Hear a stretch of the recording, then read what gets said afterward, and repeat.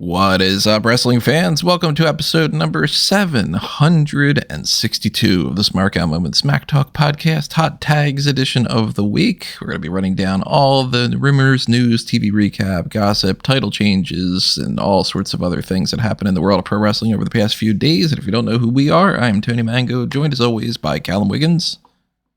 Hello. And Rob D. Felice.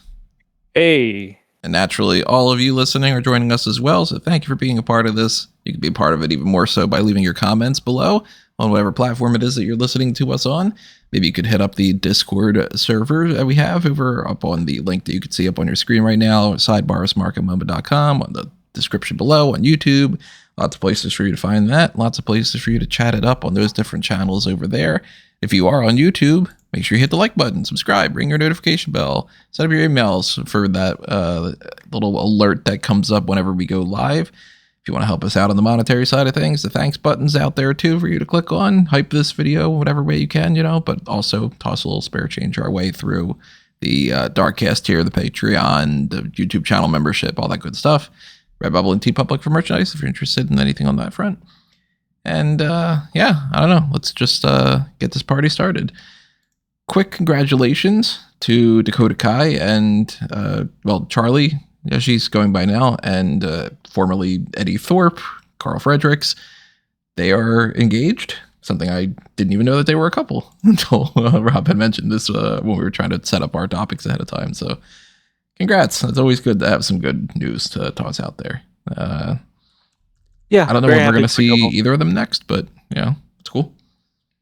I think Charlie will be popping up on the Independents, and I don't know what Karl Fredericks is up to because I haven't been keeping up with New Japan. Is he in New Japan? He was for a long time. Well, yeah, he joined WWE after New Japan. So I'm saying I don't know if he's gone back or what he's been doing. He certainly hasn't. No. Certainly has not gone back to New Japan. Well, then who knows when he'll pop up next? Maybe he'll be tangentially part of the AEW family through MyAEW, because if they do anything with Maple Leaf Pro Wrestling, that was the topic that you guys brought up ahead of time that I was unaware of as well, that MLP Mayhem is coming to that streaming service. So they're going to add some more content there, kind of boost up what you get for signing up for that, which of course is like, how many times can you beat the same drum of like, the more that you give people, the more value it has. That's a great idea. I don't watch.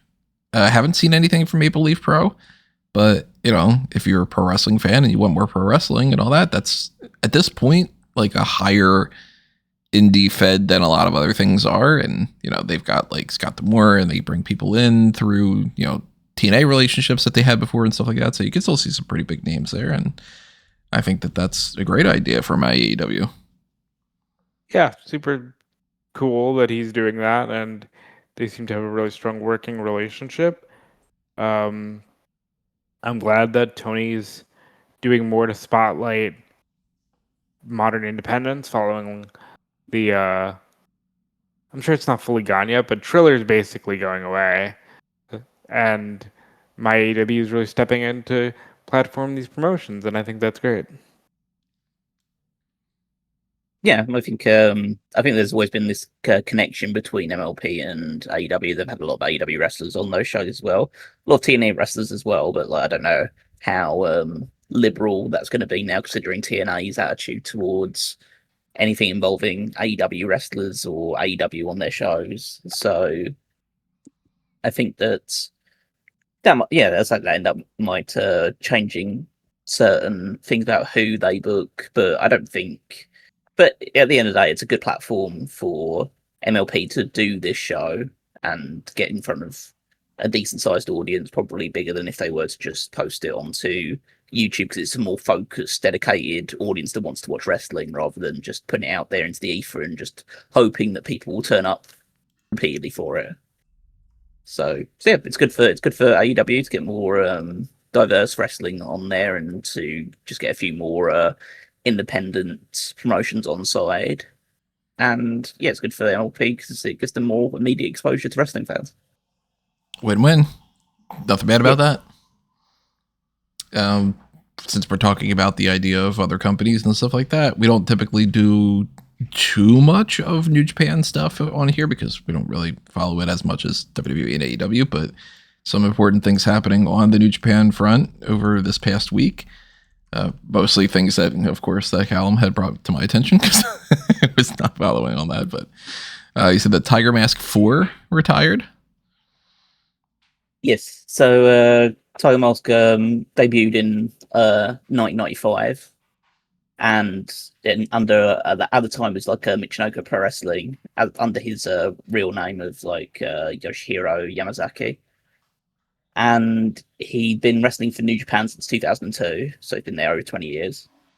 And yeah, as his name suggests, Tiger Mask 4 is the fourth man to ever take on the Tiger Mask persona, based on a 1968 manga series. Or a 60s manga series. I don't know if it says 68 on like Wikipedia when I was looking it up earlier. So, but essentially he was a character in a Japanese manga, pro wrestler, and then they just made wrestlers out of that guy.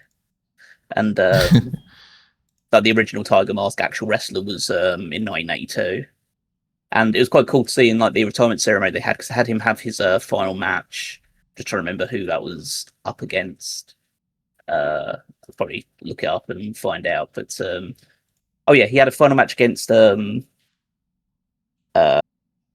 officially his final match was against Black Tiger, who was like the enemy of Tiger Mask in the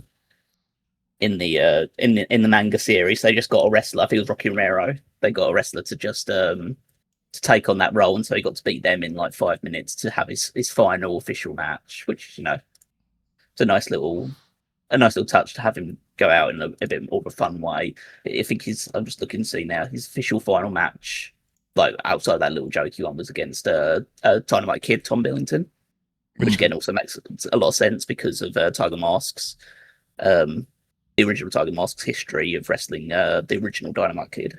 So that was, again, nice little look at that lore, historic legacy to it. Yeah, a lot of lore coming into that one, and also like in the retirement ceremony, he was given flowers by the original Tiger Mask that was there to help celebrate his retirement, and then they did like a 10-second like lock up in the center of the ring while the bell rang, and then it so basically ended with like a 10-second joke exhibition match between those two. That's so cool. Yeah. Like, that's really nice. Yeah, they did a lot for him, and New Japan has always been very good and very respectful with the retirements of their very senior pro wrestlers. So again, it was a nice little event for them. I guess probably the only real question to come out of it is there going to be a Tiger Mask 5, and who might that be? Do we need like a battle for the cowl storyline?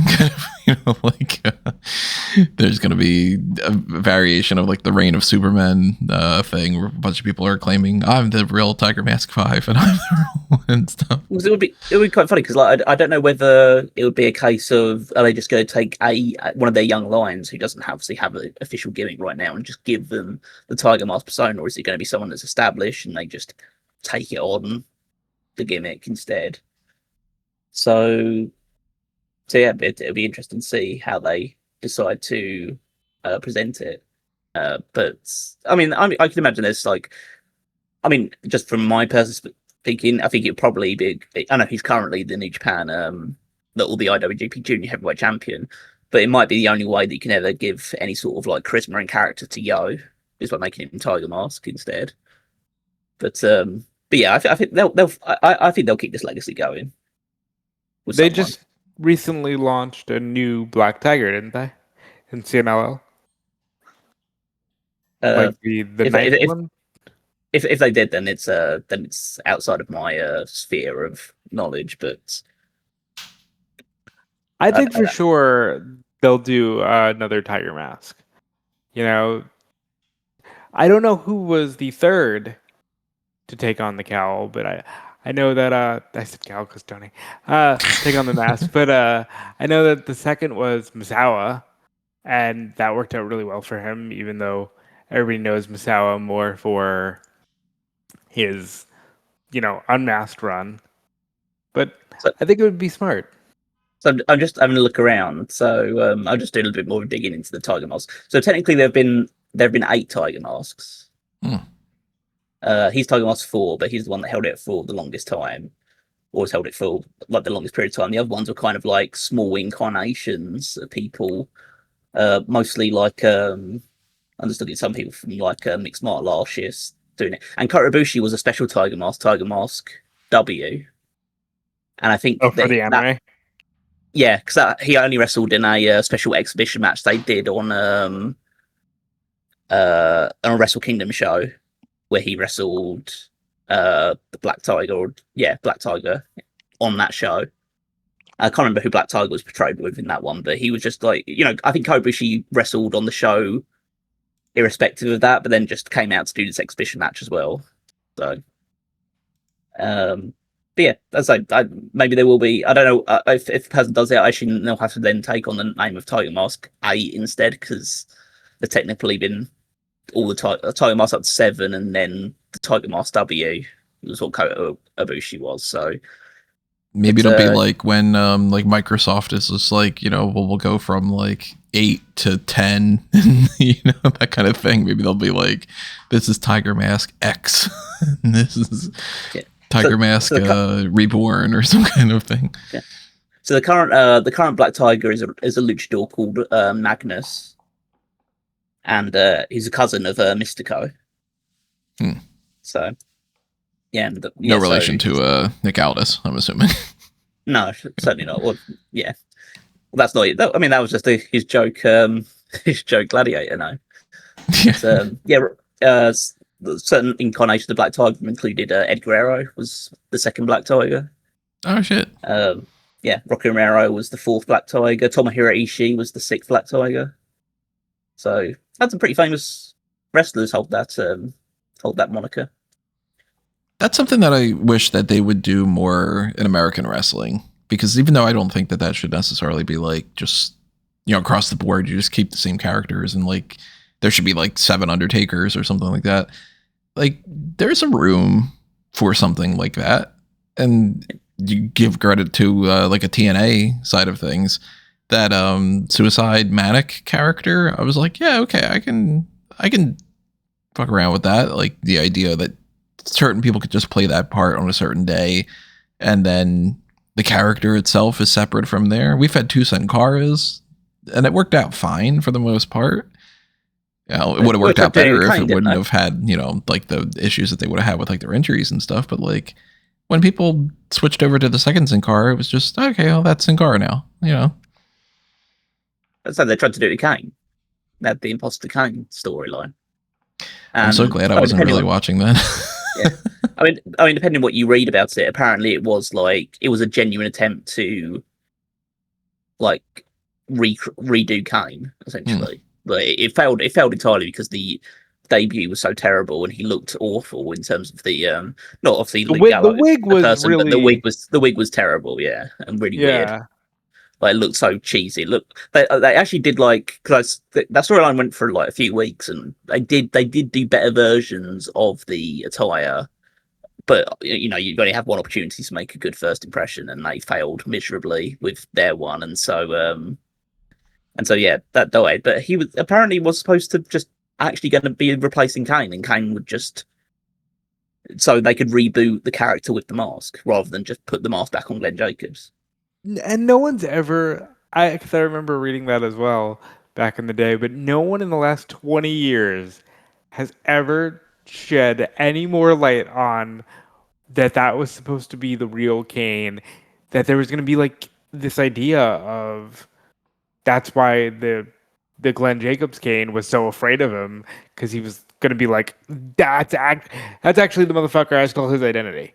And he's this crazy person is coming back to kill me. Yeah, they took a great 3-part story concept and just bastardized that over the years, didn't they? It was such a good idea of like, okay, the Undertaker is this guy, and we don't know much about him, but he's got this dude Paul Bearer with him, and we'll fill in the blanks ourselves. And then eventually it's like, you've got a brother? Ooh, okay, I'm interested. Oh, and your brother was thought to have been dead. Okay, well, in the storyline, this is pro wrestling. This is all nonsense. Cool, I'm down for that. And then you start getting into, well, no, I actually killed my parents. Well, no, actually you did, but I just made you think that you did and that you were upset about it, but then you were happy about it.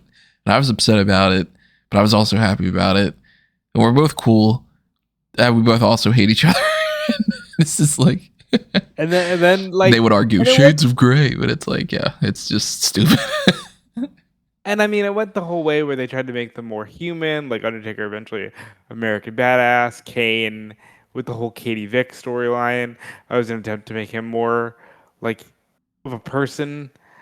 And then, you go all the way to what it ended up being in their last match with DX, where it was just like, yeah, Glenn Jacobs went down in the bowels of the Tennessee City Hall to record that promo. And you're just like, what the fuck? What are we doing? Suffice it to say, Tiger Mask 5 can pop up and everybody will go, yeah. Okay. And it can look completely different. He can be,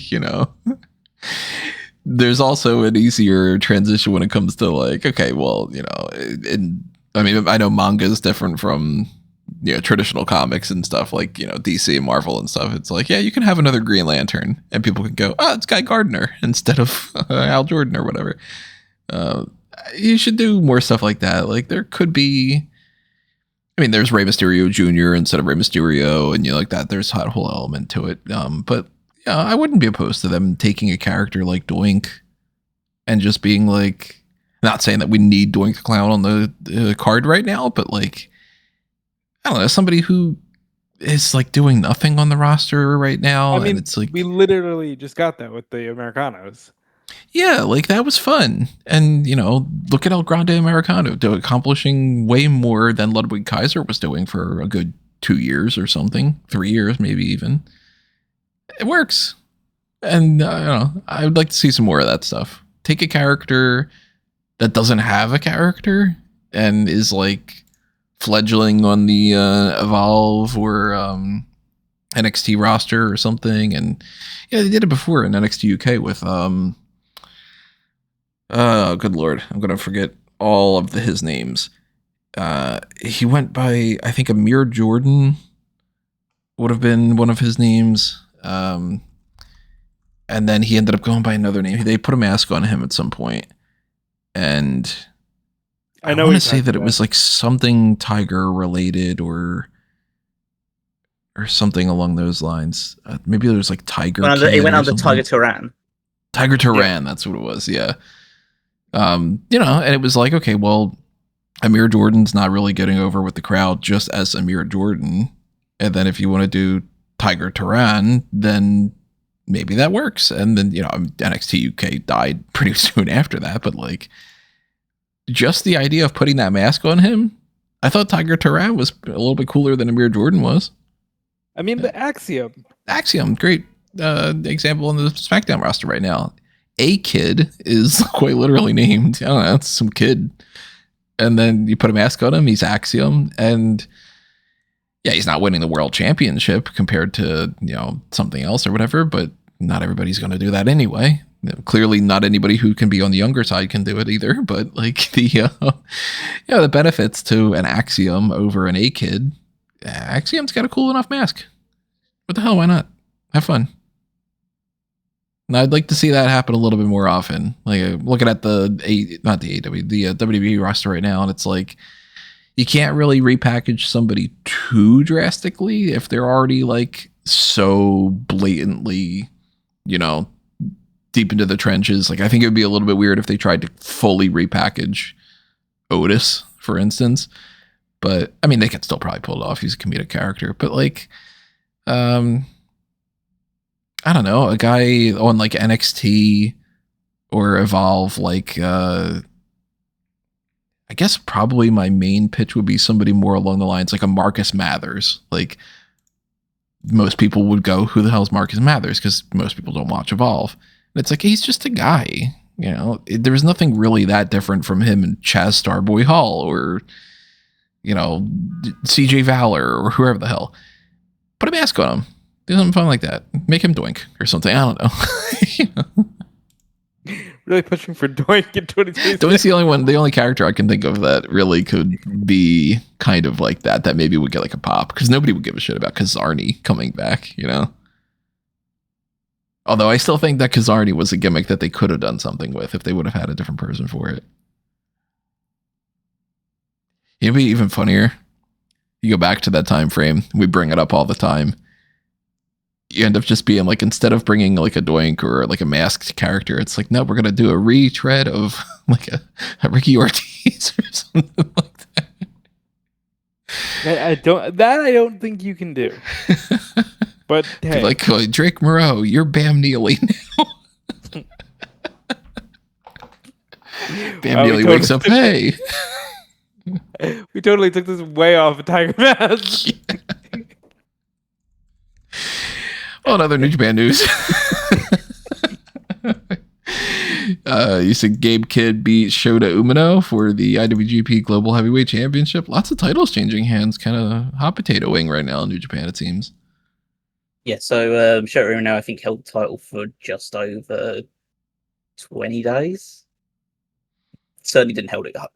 So I think he won it at Dominion, so that was in June, mid-June. So yeah, he didn't hold it that particularly long.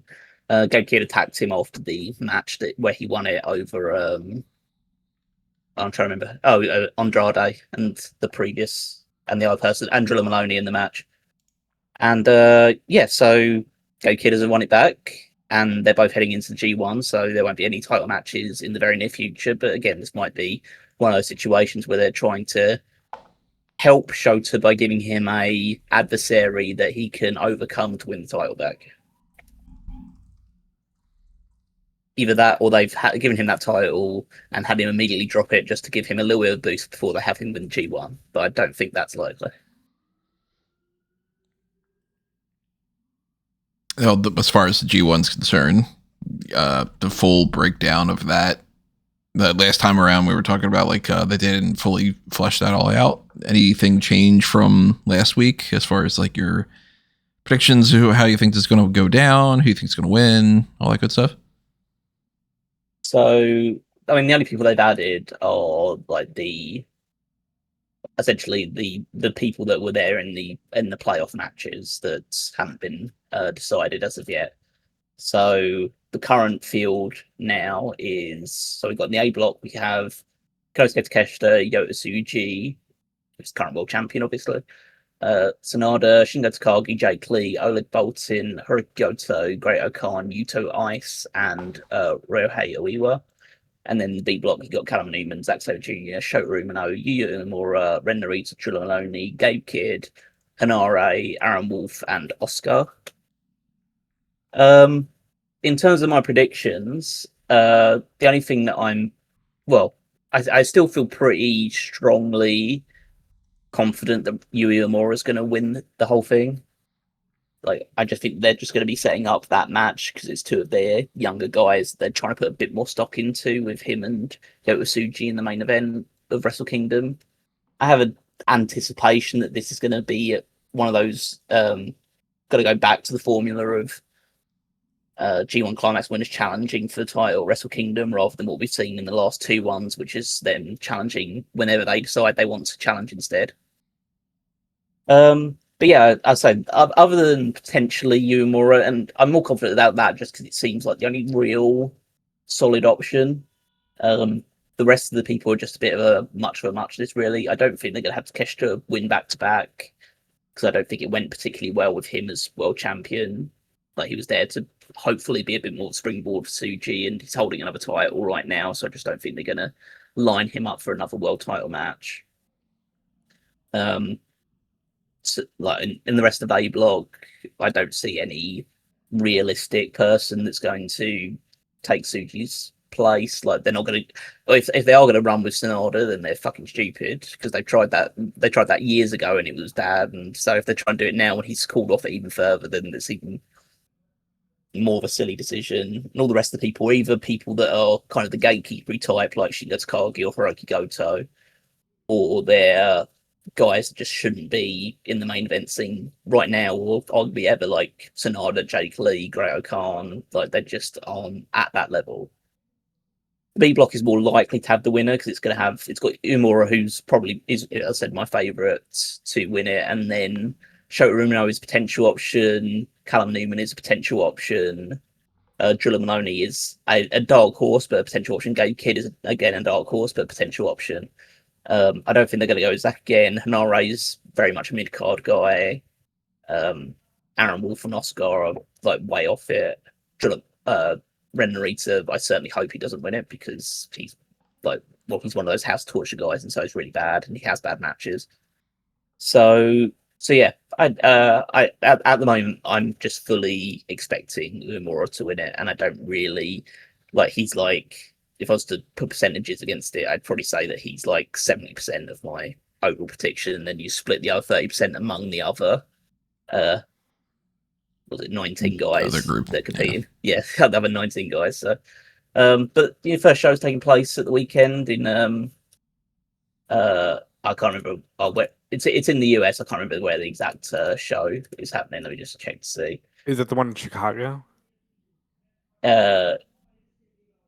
Yes, I believe so. Yeah. So,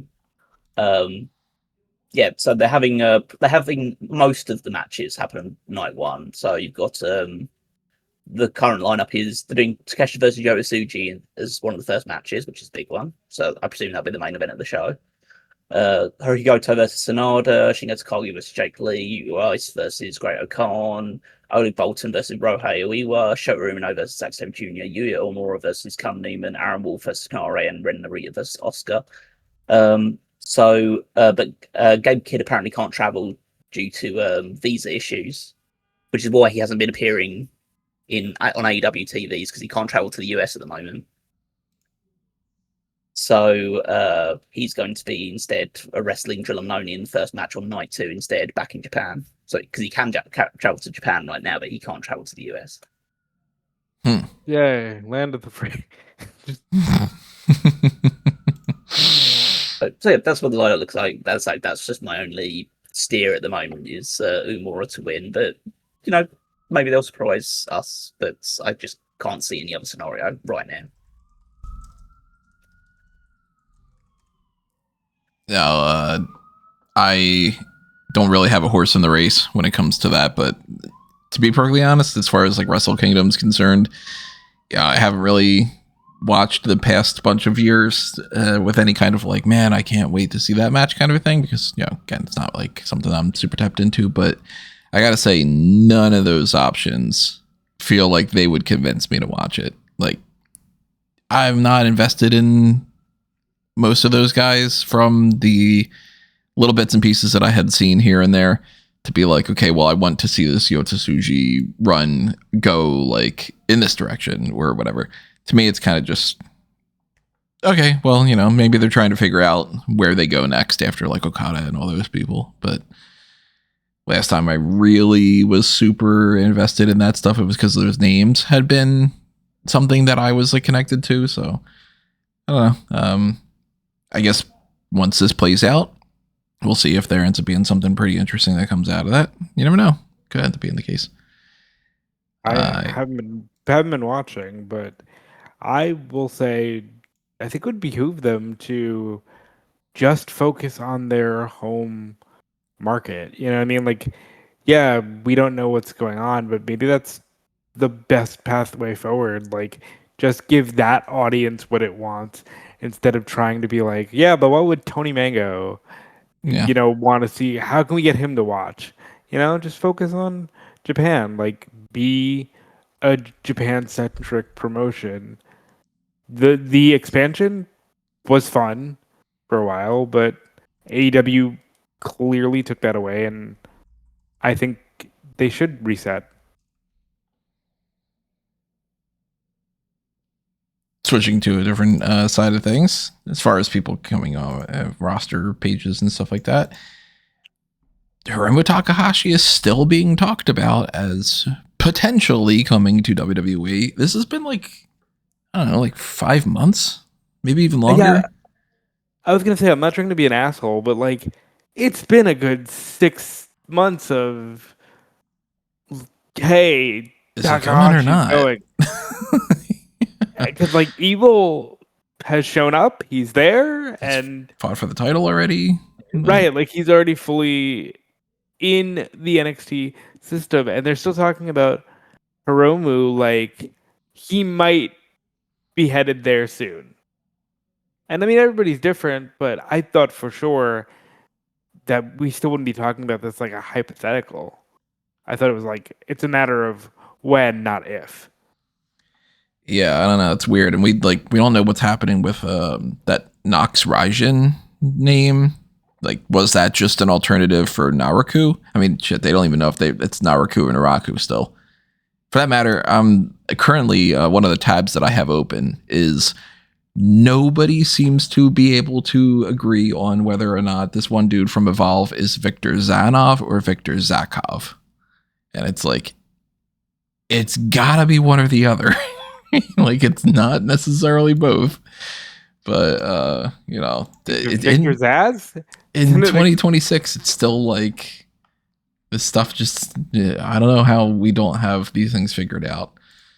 That's why you can go to smark.mobile.com and you can see things where it'll say like Hiromu Takahashi, possibly, who fucking knows, but at least you can see it on the thing on there.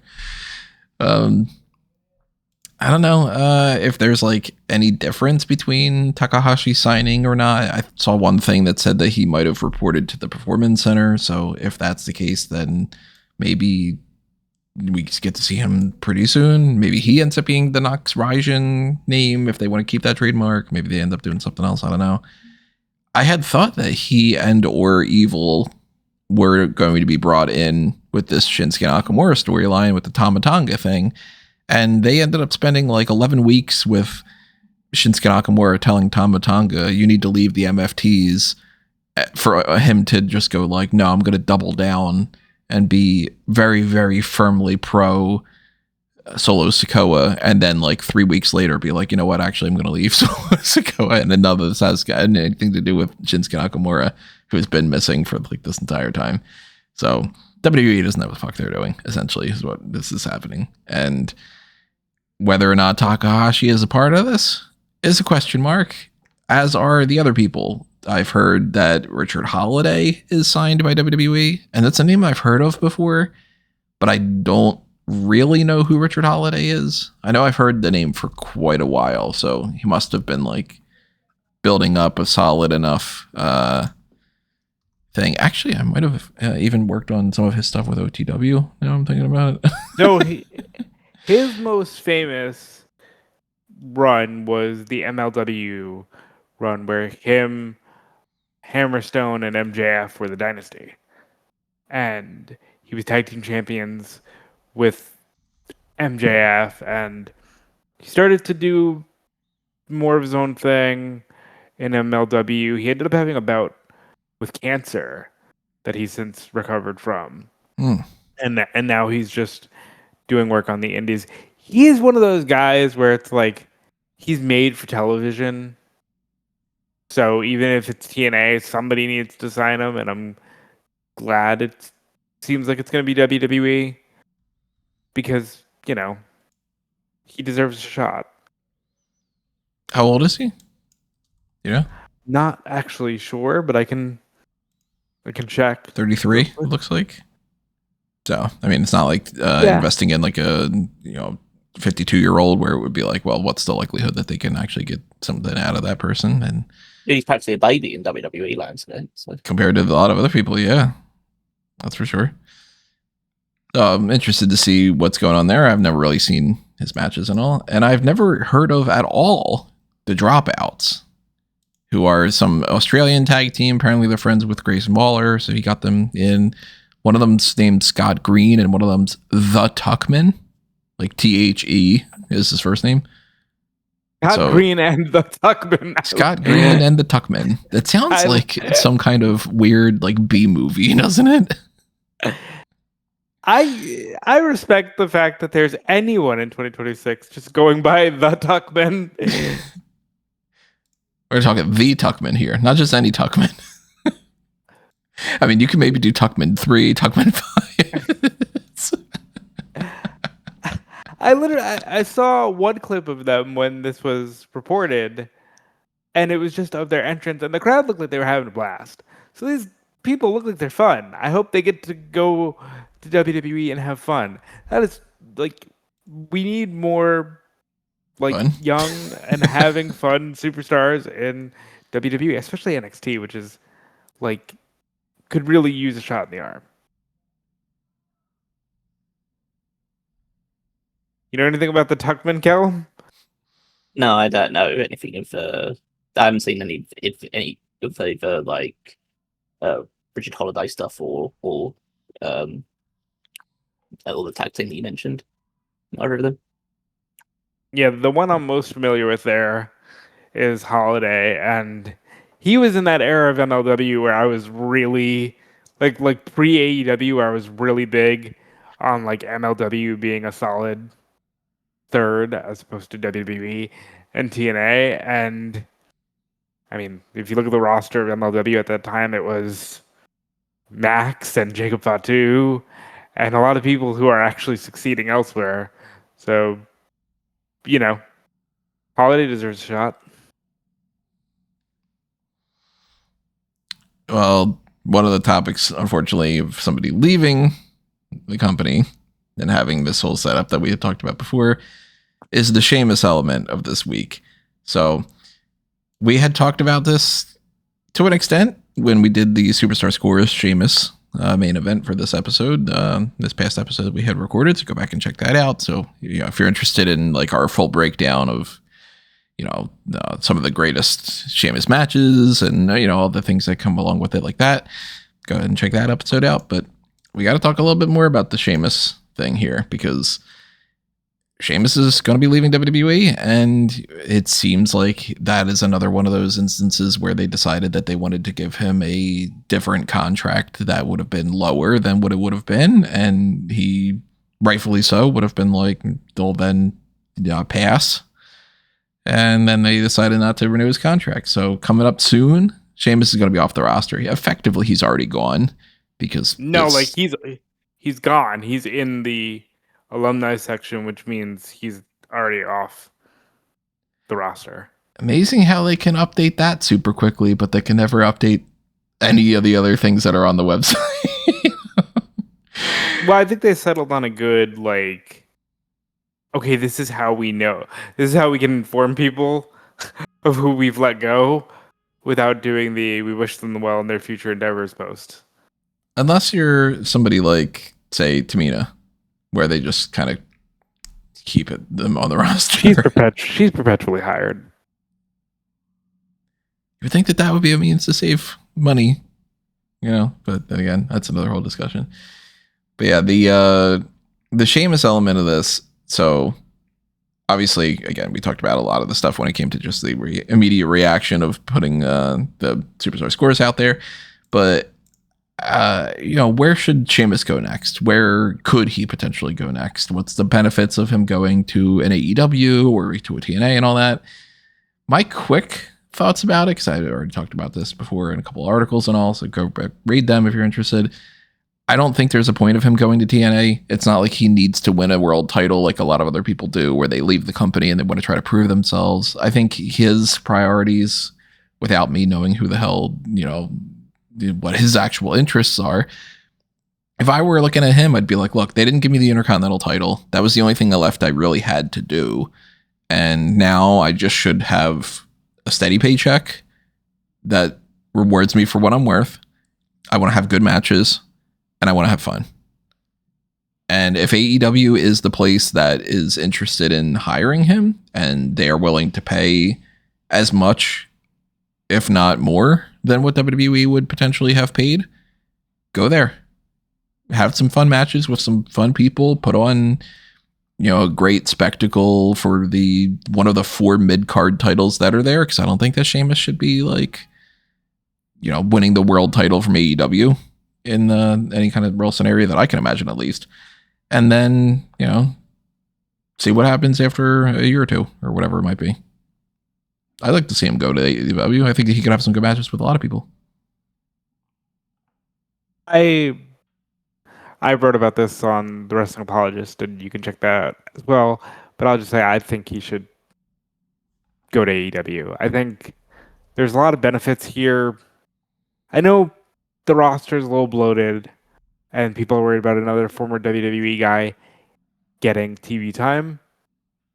But this is a main guy. Like, you pick him up, rub it in their face that, like, one of your stable performers of the last 15 years is now on the other show. You have him have great matches with Brody, Mark Davis, Jake Doyle. Reunite him or have him fight Claudio. Either way, it's going to be good. You know, you've got, if you do the reunite, you got them against the Bucks, them against FTR, them against Motor City Machine Guns, who should be coming in. And I'm not saying, like, you have to push this guy to the moon. Obviously, Sheamus doesn't need that. But he can still be used to put, young talents over, like Kyle Fletcher, while also giving you fun sleeper matches that you wouldn't have thought would be so good in 2026, like running back a Sheamus versus Mox. Or, I can see him having a fun one-off or something with MJF. Or there's a lot of fun one-offs that Sheamus can do. And I think that's where it would behoove him to go. Because like you said, if he goes to TNA, he's not the case of like a Apollo Crews where it's like, this is a platform I can prove myself. He's done everything there is to do in WWE. At best with TNA, it's, okay, cool, name recognition, and even though I've seen it 500 times, I'm sure the match with Nemeth won't be bad. But that's not something worth doing, and I don't think if your issue is a pay discrepancy that TNA is your landing spot. It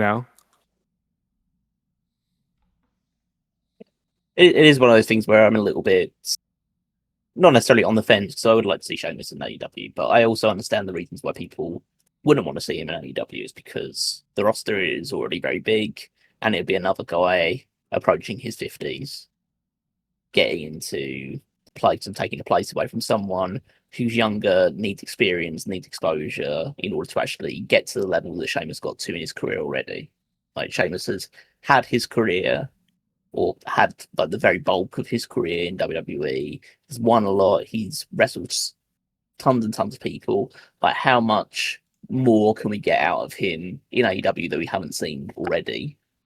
Because Sheamus was already one of those people that was just having great matches with people anyway, regardless of WWE's kind of more, limited approach. Sometimes when it comes to pro wrestling, he was having great matches with people and just doing what he wanted to do. And yeah, so do we really need to see him? Like, how many people in AEW? Because obviously there's those people that he's never wrestled before. Like, you could throw him in with an Ospreay or a Jay White or a Kenny Omega or a Hangman Page, and they would undoubtedly have really good to great matches. But it does get to a point of, okay, so has by putting Sheamus on your roster, has that meant that Nick Wayne doesn't get matches on TV? Does that mean that Maya World that you've been pushing recently, does she get pushed to the back burner because you don't have enough space for more women's matches on your shows? Does even people, because presumably if he was to join, if he was to reunite with Claudio Castagnoli, he'd become part of Death Riders. Does that mean that they become the tag team of Death Riders and Will Yuta and Daniel Garcia are basically nowhere to be seen most of the time? It's you have to think about those tropes, especially because everyone assumes that Kofi Kingston and Xavier Woods are going to be coming into AEW at some point soon. You'd imagine that AEW wants to make signings to bolster their women's division in the near future as well. So, and you've got the Motor City Machine Guns out there as well. If you want to bring another tag team in, it's just a case of how many more people can you bring in and who do you have to sacrifice to make these feasible and workable. So that's the only caveat, because just from a pure wrestling standpoint and just a guy that just, as I say, has great matches and could put on fantastic matches with so many people in AEW that we haven't seen before. And also as a means to just like kind of say like he's had his final years and the most fun that he ever had in AEW would just go out and do what he wants to do because he's no longer needing to not say it was a bad thing anyway, but like he's obviously had different pressures and things thrown his way in his career in WWE, as anyone that wanted to make it to the top did. But now he has been to the top, and he's had his full run and this long career, this 15 plus year career in WWE, and now he can just go and just do whatever he wants to do just to bring himself his own like entertainment and to make money. So yeah, if you can get that, then it'll be nice to see that in AEW, but I just don't want to see it at sacrifice of someone else who's now just being pushed further and further down an already impossibly high ladder. To me, it depends on the person, obviously, because there's plenty of people who I'm like, all right, I'm past the point of hoping that person becomes what they could potentially be, and I would kind of give up on them a little bit. But it's, that's a personal taste thing too. And when I look at the roster, there's certain people that I'm like, not advocating that somebody would like lose their jobs or anything like that, but like there's people that I think at this point, if they let them go and they put in a guy like a Sheamus, I don't think that they're losing anything from them. I think you're dead wrong though, because if in that specific situation, if they start letting people go, then you start to lose the goodwill of the fan base that you've cultivated, because you're letting people go to, appease this former WWE guy who is going to be 50 in 2027.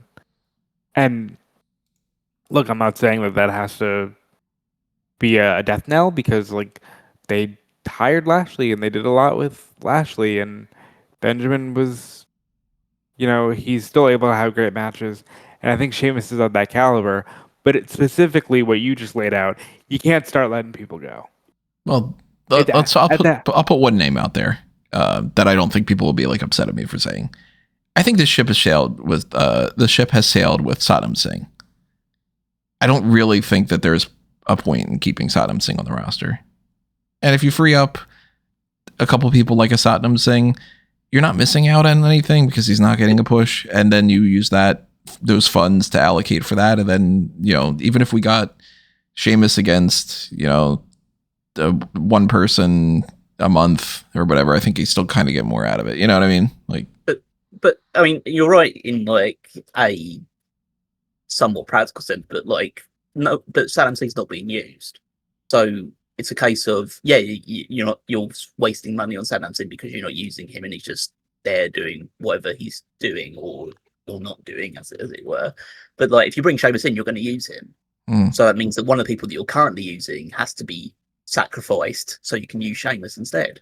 I'm not saying you sacrifice like Swerve, for instance, or like like you said, like Nick Wayne. Like Nick Wayne should be getting a push, and it's good to see Hechicero in there, like which random things. But yeah, like there's a good like 20 people that are on this roster where I'm like, I don't see them much at all, and when they do pop up, I don't see really the point in giving them a spotlight. And maybe those 20 people amount to 2 matches a month, but then it's like, that'd be better if I have those 2 Sheamus matches. Like that kind of thing. And I get what you're trying to say, but I think like in practice that would lead to really negative stuff for AEW. So it's a balance. It's a really hard thing you have to try and figure out, because like, just to use an example, because I saw that she was pitching for new bookings. If Nyla Rose was completely taken off the roster, you might say, well, they weren't doing much with her as it is, but there's still that mentality of like, well, damn, you just let this person, fall to the wayside, and there's the negative blowback that will come from that. I mean, look at Cabana. Look at what the mere idea of that sparked. And I'm not talking in the locker room, I'm just talking amongst fan bases. Then you factor in the locker room.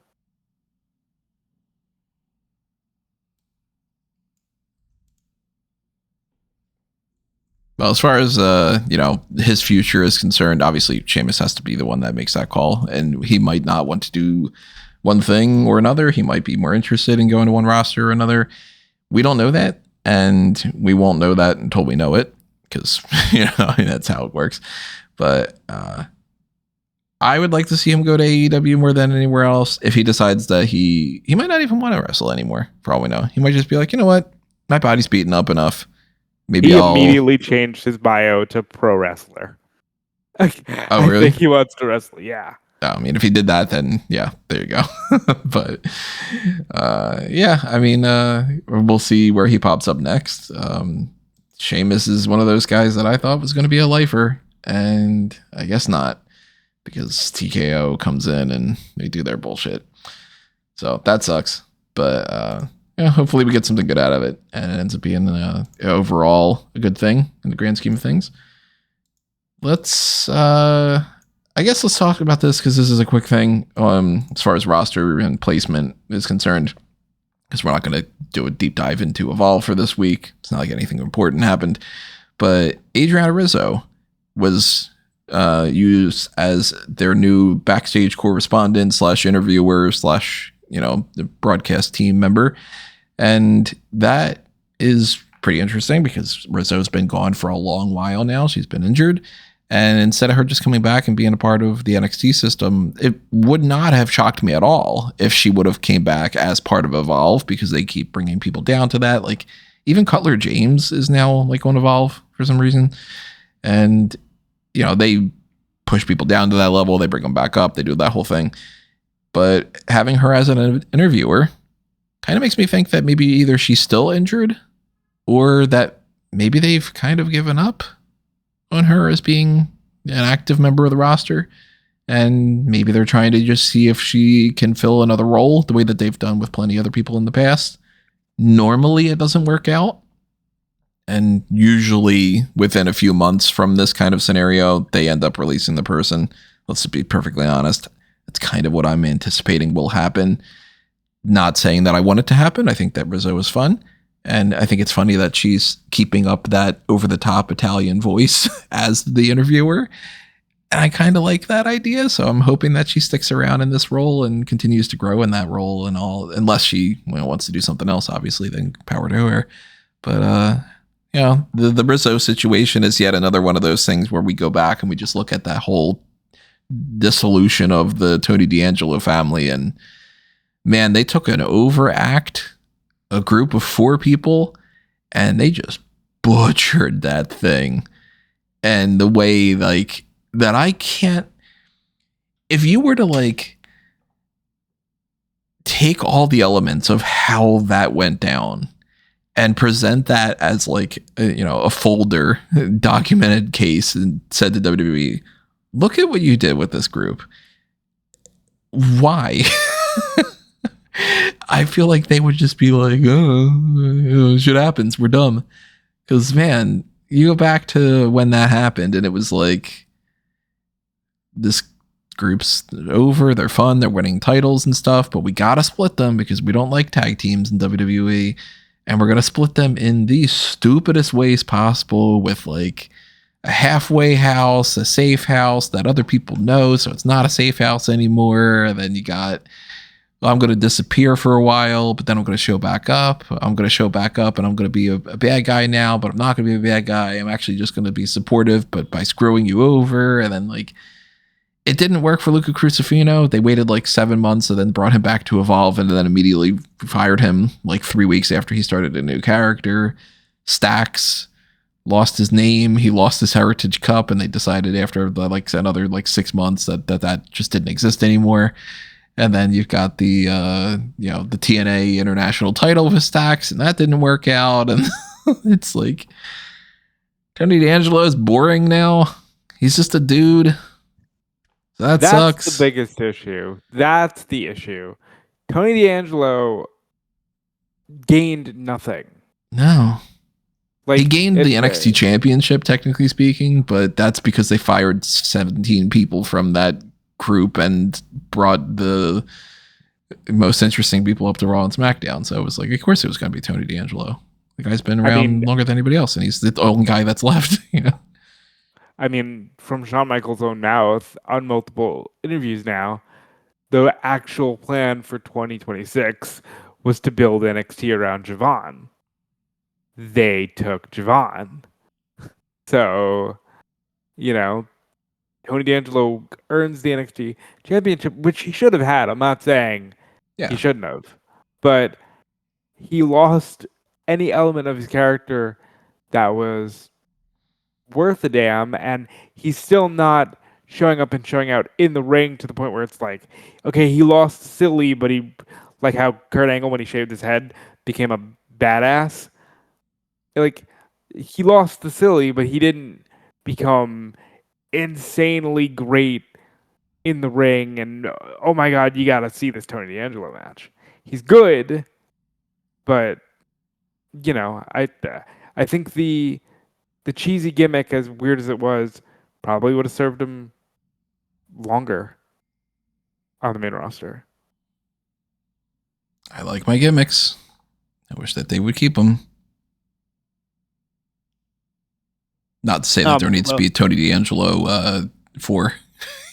Well, as far as Rizzo, I think it was shocking to me to see this because I feel like I haven't seen them transition a performer out of the ring and onto the announcing side of things in a long time, especially with the women on the roster. It used to happen left and right. Yeah. Like Eve Torres went from wrestler to like SmackDown's main backstage interviewer to then the face of the Divas division.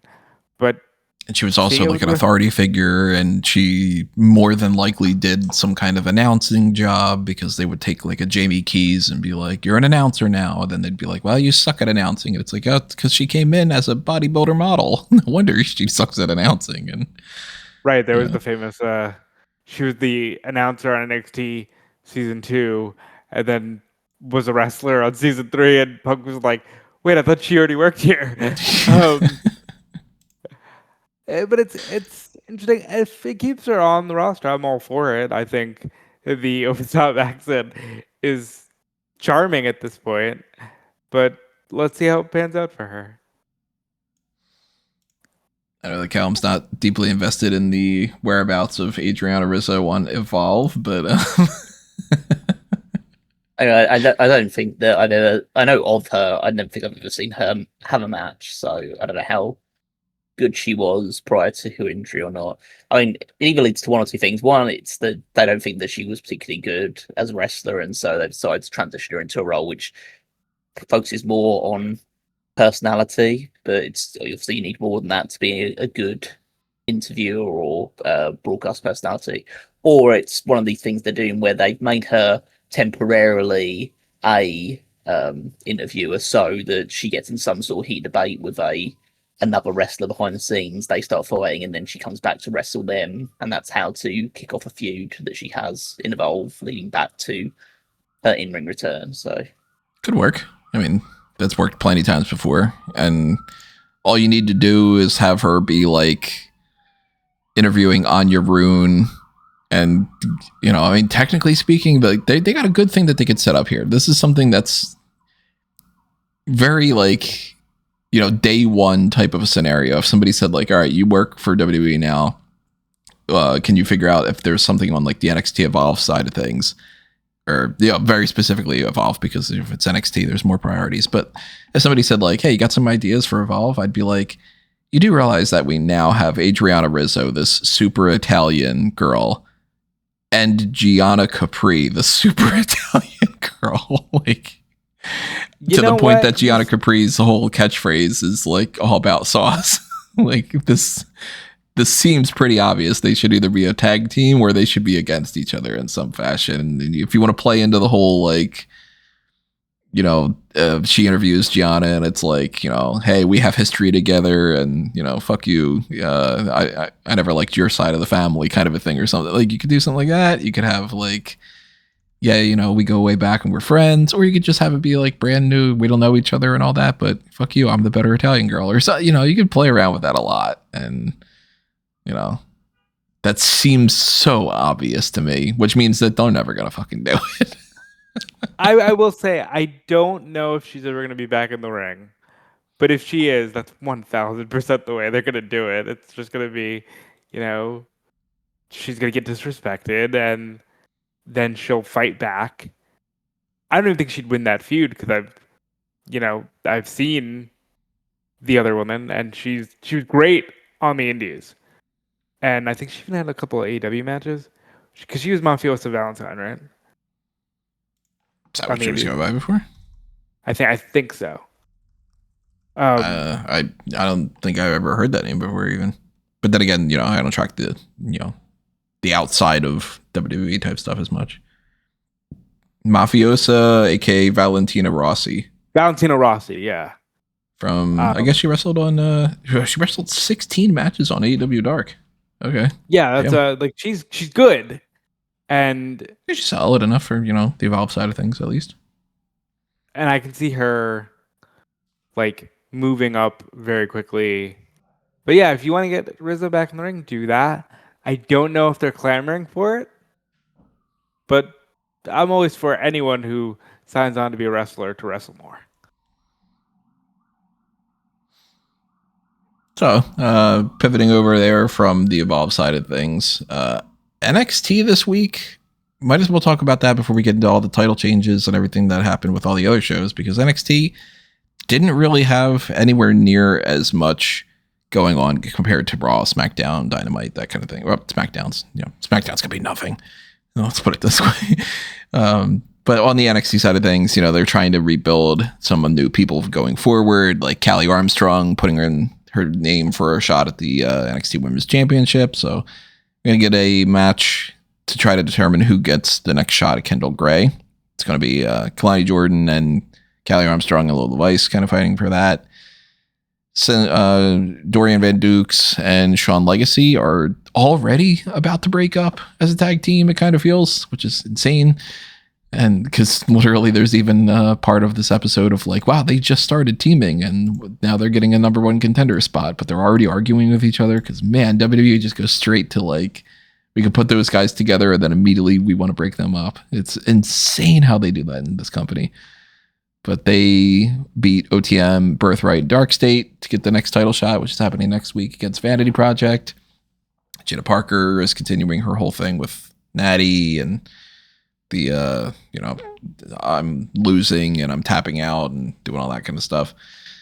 Saquon's doing his thing. It's a lot of a lot of the same repeated stuff. Naruku's still coming for the NXT Championship, blah blah blah. Let's ignore continuity and just have Tay Wilder and Cam Hendricks hanging out backstage despite the fact that they hate each other more than almost anybody on the roster.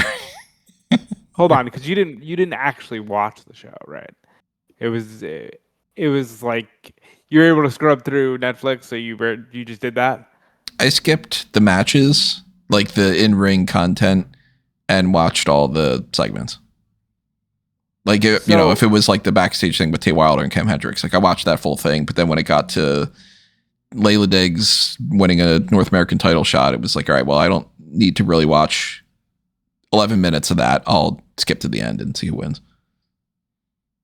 First of all, great moonsault. Glad they're pushing Layla. Yeah. Glad they said skip Evolve for her. Well, she's also still popping up on Evolve saying she wants to fight Nikita Lyons. So she's just doing double duty. Yeah, but I guess they're kind of bleeding over because Nikita's with Natty as well. Yeah. Speaking of Natty and Kendall Gray had a match. Dave Meltzer really, really, really liked this match.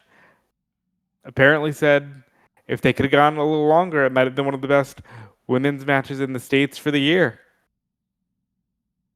And I was going to ask you about it, but then I remembered you skipped matches. Yeah. No, I mean, this was a weird instance where I guess they pre-taped it for some reason, and I don't know why. Because that's this wasn't one of those scenarios where they needed to do this because of some travel thing, as far as I'm aware. But as soon as I saw that it was a pre-tape thing, I was like, oh, hell yeah. And I got done a 2-hour episode of this NXT in about 36 minutes. And I was like, this is amazing. I hope that this happens more often. because there's too much goddamn wrestling every week. Like, come on, give me a break. Yeah, I've heard it's a good match. I just didn't really care because, Kendall Gray's not going to lose that belt immediately to Natty. And if it's good enough, then people will tell me enough about it and I'll go back and watch it afterward. But I haven't heard enough praise from it to make me want to go back and watch it. If Meltzer loved it, I don't care. I know what he likes. Yeah, good wrestling. Well, for his opinion, what he thinks is good wrestling. I've seen some of those matches that he goes absolutely nuts over, and I'm like, yeah, it doesn't work for me. And then some of them are great. So it's the same as any other kind of critic thing. Sometimes I'll check out some movie critic that has a pretty good track record of liking the same things, and they'll hate something I love and vice versa. But just from Meltzer being the only person that's like gushing over it, all right, that's not enough for me to go back and watch. And we got a new name for Nikki Blackheart. She's Reina Vulcan. And goddamn, are they hitting you over the head with this natural disaster, destruction, domination, strong, disaster, destruction, strong destruction, domination. I'm going to destroy you and I'm going to be... It's like, I get it. Oh my God. You've got 8 sentences here and every single one of them is just a repeat of that word. I'm excited. They're promoting her hard, so... They clearly had big plans, and I'm all for that women's division getting a shakeup, because even now, like, for me, NXT, what I'm enjoying, Tristan Angels, the women, and the Vanity Project. Because I feel like they've even kind of cooled off on Carver, which I wasn't expecting. It's a little weird. Like, they're trying to almost tell a story of him being like maybe the next guy that could win the championship by having him lose a lot. I guess they're doing that whole bullshit where they need to like humble somebody and all, but worked out well for Jordan Grace. Yeah. The last time she won something, right? I've never seen in the TNA. I've never seen Black Heart or I guess Vulcan now. Red Vulcan's wrestled for, but I just by the look of her, I say if she's halfway decent, then she's about to make Jade Cargill obsolete. I would. We will see, but that's certainly a interesting prediction.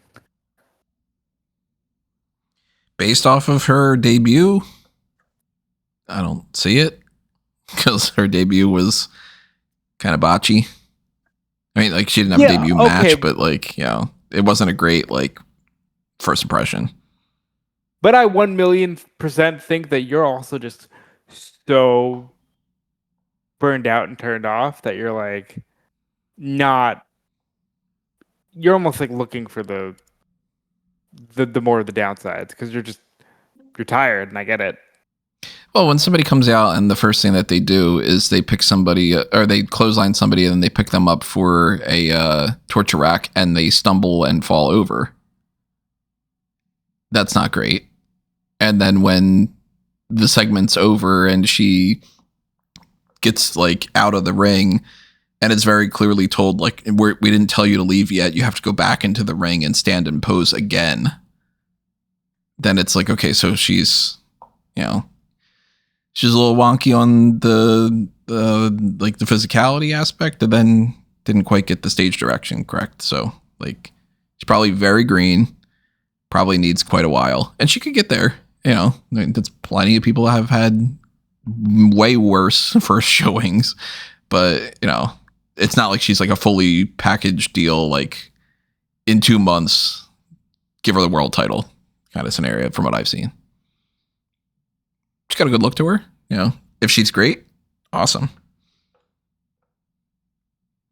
Nothing really else happening on this episode, though. For anybody that's curious, Shawn Spears attacking Nico Vance behind with a steel chair does not mean Shawn Spears is immediately a babyface. If anything, more of a babyface when it comes to Saquon Sugar saying, I realize that I've pissed everybody off on the roster and I need to make some friends and shake some hands and kiss some babies and do that kind of thing. But yeah, This is one of those episodes this week where it was like, yeah, you know what? The fact that it's pre-taped, that's okay. And, we had way more important things happening on the other shows, that's for sure.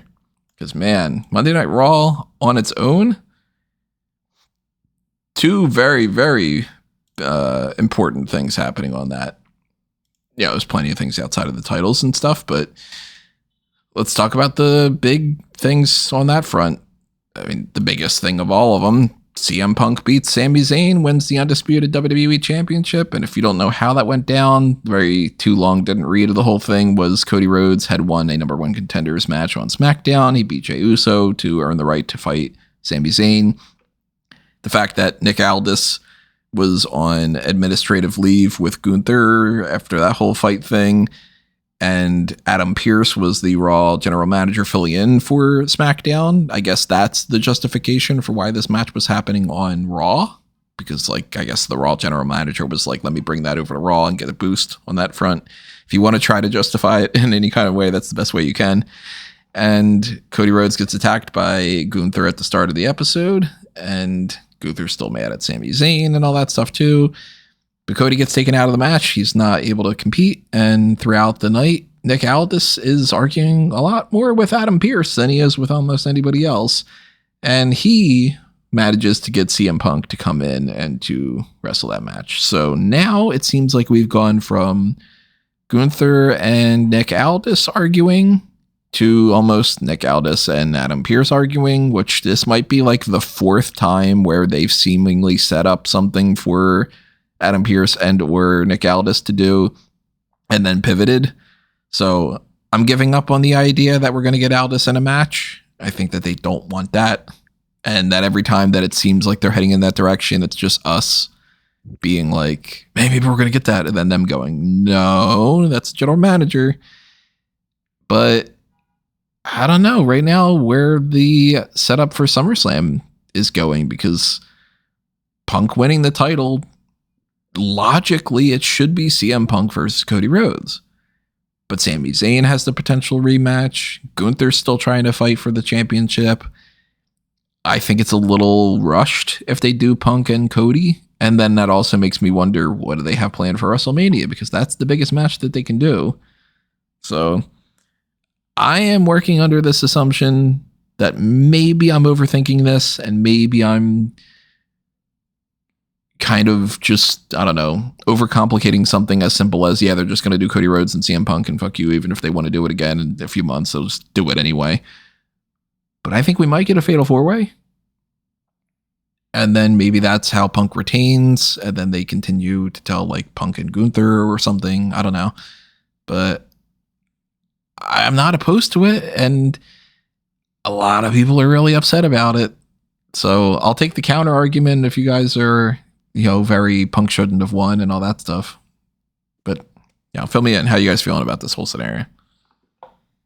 Well, I'm definitely not Punk should have won. I was a little upset that I didn't catch on quicker, but as soon as I saw Cody gets hurt, I think I texted you like, oh, they're just gonna have Punk win tonight. Cool. Like, I think it's fine. I think one thing you cannot argue is that CM Punk really puts people in their feelings almost instantly. I mean, the fact that he won the title, probably took the people who were like, Sami Zayn is a disgrace to the championship, all the way to like, how could you do this to Sami? You Punk is such a hypocrite. I'm genuinely more interested in seeing where they go, because, Sami cut a really good 1 minute promo to the digital people as Punk was like celebrating the victory, calling him a motherfucker and everything. Like, that's good. That's intense. That makes me feel like something different is happening.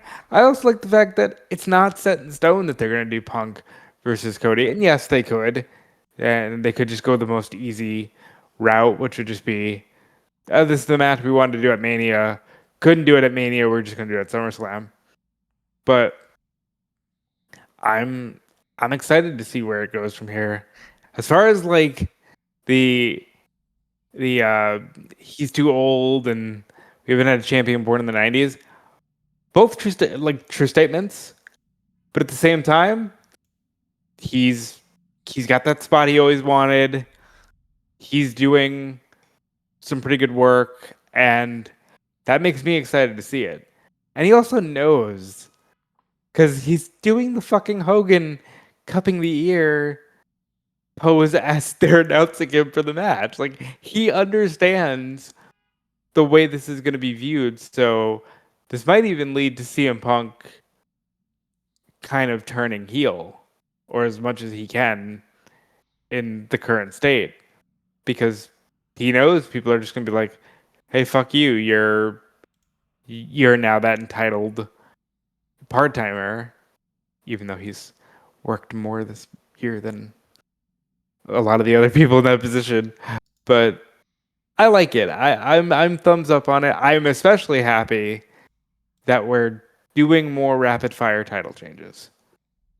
You know what I mean? I'm really glad that that's a thing now, because, like I said, man, after Roman, I do not need, it can only happen at Mania or SummerSlam. And they seem to finally be breaking from that, and that makes me happy.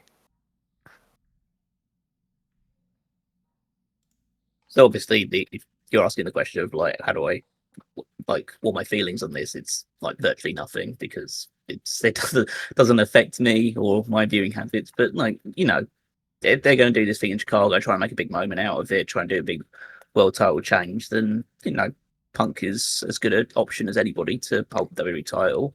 Kind of stick it to, probably in the back of their minds, they're like trying to stick it to the people that said like, "Oh, Punk had problems in WWE and he might walk out," or anything like those lines. Like, okay, we'll just have him come in and he'll be the WWE champion immediately, and that'll make sure.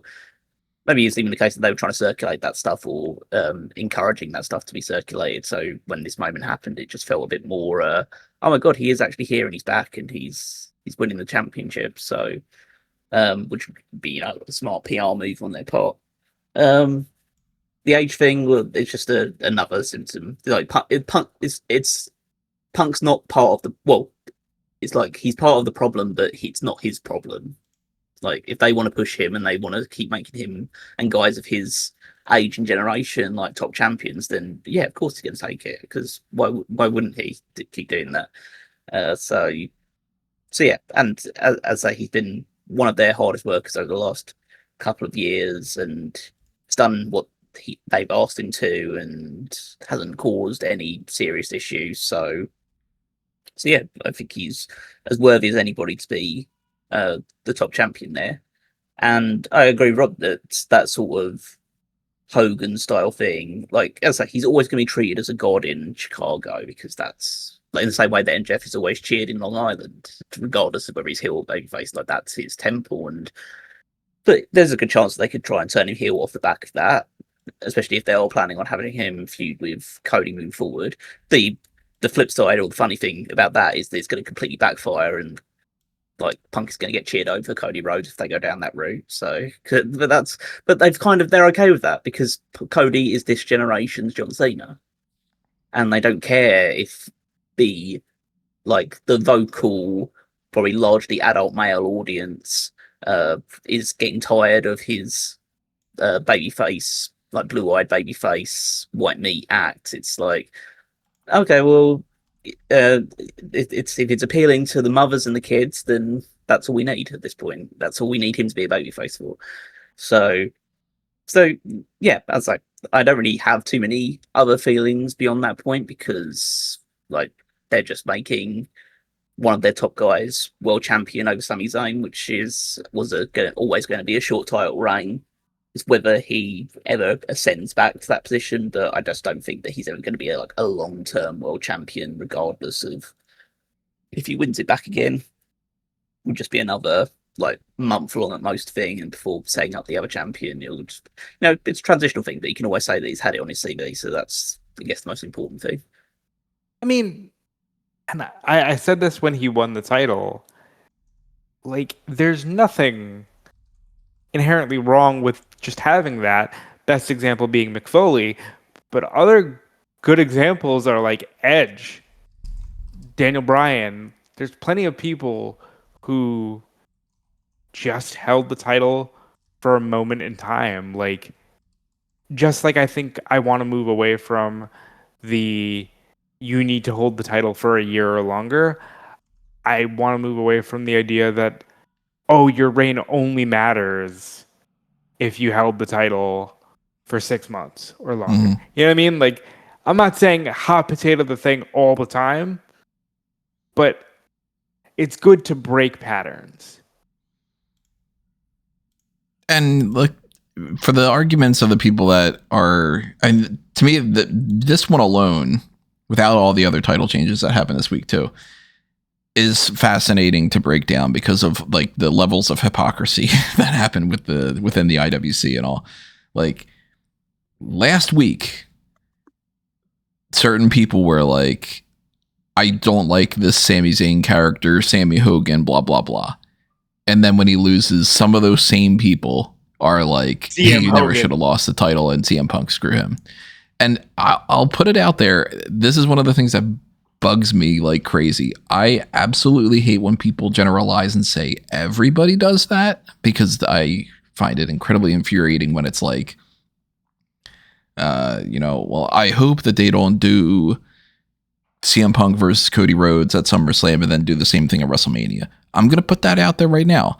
Now, if they do that and it works well, I'll look back and go, yeah, well, I didn't know that they were going to do all these good things. And then there's people that will argue, oh yeah, but then now they gave you, CM Punk versus Roman Reigns, and why are you complaining? Because you said you didn't want the Cody Rhodes match and they gave you something else. And it's like, no, me saying I don't want them to do something that I perceive as bad does not mean that any other alternative is instantly better. It means I want them to not do this bad thing. I want them to do something better. And there are the people that are like that. That's how you should be in like your own opinions and things. But the fickle, I want Dolph Ziggler to win the championship, and the moment he wins the championship, well, he's Dolph Ziggler. I never really cared about him, and why should we care about him? Oh man, I can't wait for Cody Rhodes to win that championship, and the moment he wins the championship, well, I'm tired of this Cody Rhodes thing after 2 months, and whatever. We've talked about that ad nauseum of how ridiculous it is that there are fans that do that, and it's so funny to see the people that a month ago were like, I can't wait for CM Punk to come back, are mad, but then there's a lot of people that didn't want to see him back, and you got to wade through all that stuff. So preface all of this with the idea of, if you're the type of person that changes their opinions because you just want to be contrarian, you're a dumbass and your opinion doesn't matter. Now, if you actually have a legitimate opinion and you're sticking through that, and that's a through line, that's a different story. But there's another whole element of this, that's the age thing, that I find hilarious. Because why is this a topic that's being brought up right now? CM Punk winning the championship from Sami Zayn did not change the fact that the last every other champion is following the exact same rule. Like, this is not the thing that went, man, but this title change is the one that needed to be somebody who's younger. Like, I fully agree that they should be putting the belt on people that are younger.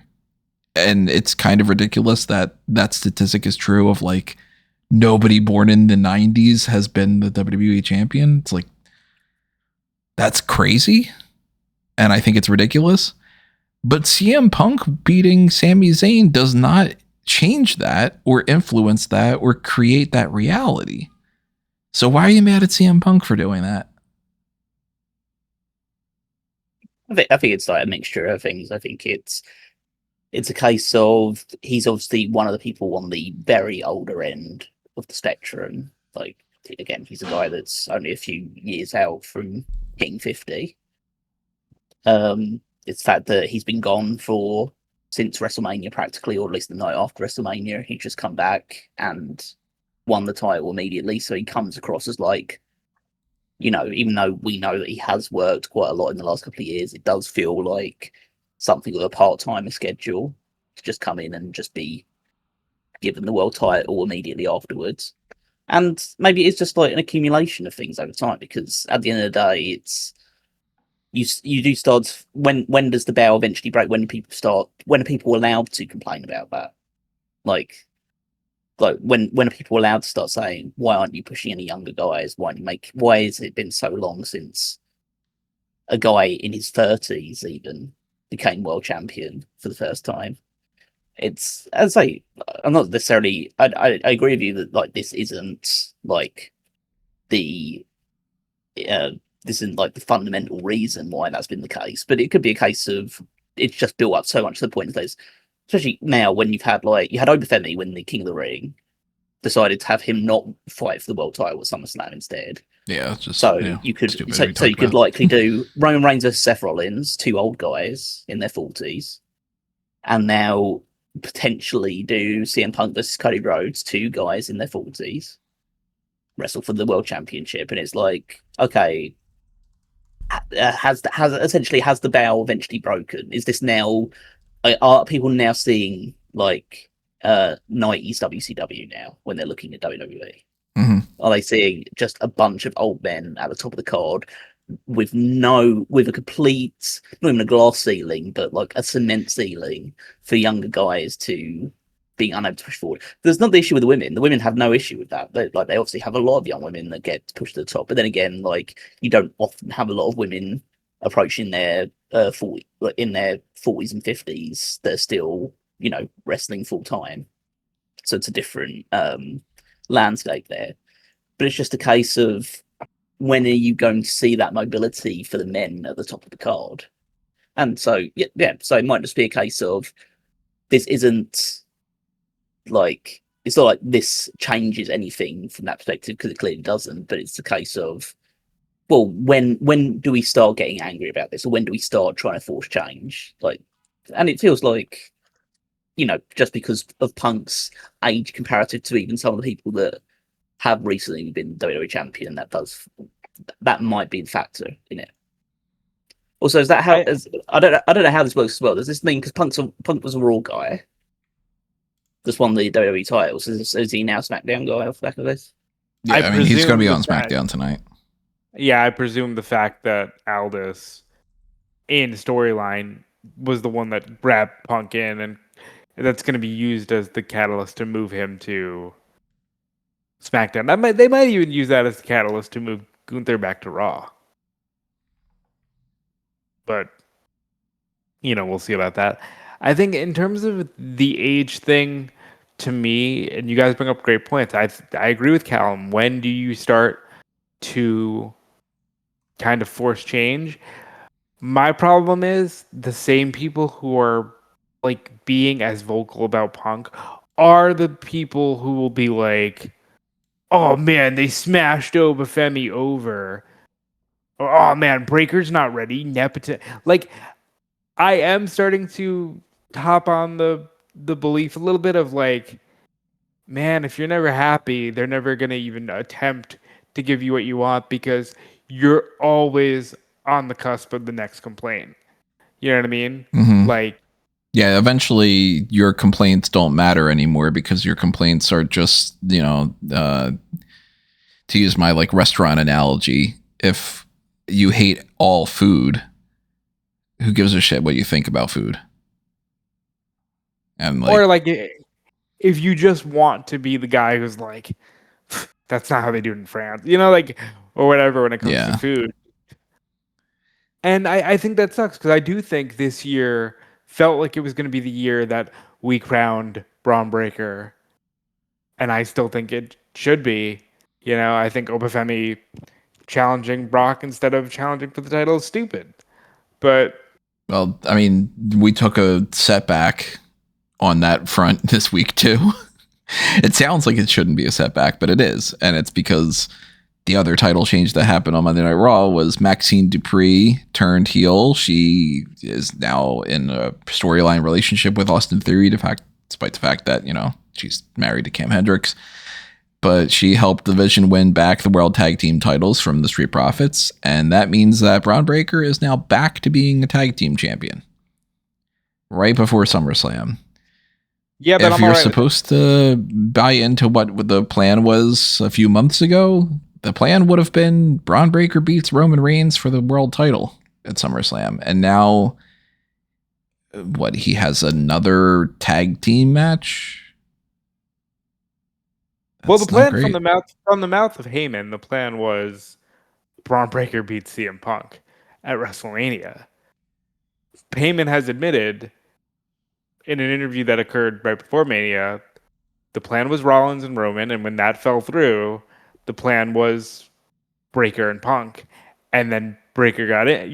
That fell through again, so it just didn't work out that way. I think this is fine because if I'd rather this than him not be on the card, because I also think that's fucking ridiculous. You have these 2-night cards, and then you're scrambling on how to get some of your main guys on there. Now, to be fair, nothing's announced yet. Well, yeah, but I'm sure they'll find a way to get him on. And weirdly enough, even though Maxxine's with Theory, and Theory has kind of been the central point of the vision lately, Paul Heyman in his promo was still like, good, very happy for you, looking at Breaker, and then goes, at least somebody did something right. Talking about you, Maxxine. It was still like, fuck Austin Theory, which I think is hilarious that like, okay, that's just how you're being presented on TV now, sheesh.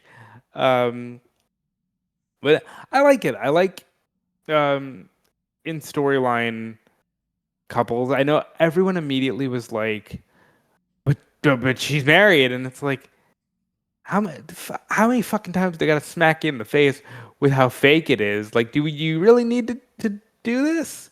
Like, at least they're doing something with her, which at this point I think is great for anybody when they're not shy about releasing, anybody. I do think it's weird though when there's like, you could get away with it back in the day when there wasn't social media and stuff, but now, it's like, okay, well, she should probably be kissing her husband on there. And then like Kale Dixon's over on Evolve flirting it up with whatever they named this blonde, because, we mentioned before, what the name that they were going to go with is apparently a porn star name. So I'm sure they're sitting there going, shit, we need to figure something else out. But like, they're constantly flirting, and it's like, aren't you married to Summer Sorrell? Like, don't you have a different hot blonde in your house right now? But, obviously they don't care. They want to tell this Maxxine Dupri and Austin Theory romance / whatever partnership thing that they got going on. But anyway, that's an aside. That's not the biggest point. I don't like the idea that the Street Profits lost the belts right back. I don't really think that division is super duper interesting right now. And I don't think that hot potato in the tag titles changed that for me. I will be upset just because I've, and I can admit this, I'm fantasy booking this person to win the IC title in my head. I will be upset if SummerSlam is just Gable and Otis beating Vision. But it's possible. I don't think he's winning that IC title on SummerSlam. It could be that. He should, but Penta's champion. If they would have put the belt on Ethan Page beforehand, then yeah. But nah, I think it's going to be, let's give Gable a non-IC title scenario. And, but then again, on Monday Night Raw, this next coming episode, they're going to have a gauntlet match to determine who fights Penta for the belt. So, Chad Gable's in that. He might win. Have they said at SummerSlam or just fight Penta for the belt? I'm pretty sure that they said at SummerSlam. Cool. I don't know 100% for sure off the top of my head because there is Saturday night's main event, but I feel like they said at SummerSlam. It would be quite a funny story to have the idea of like Chad Gable's like changed his ways and is trying to repent things and wants to make amends with the luchadors, and then the first major thing he does is beat a luchador for the Intercontinental title or something. Yeah. Unless it is just like this overall master grand strategy where it's what is it that he's actually not changed his ways and he's still a heel and he unmasks Penta.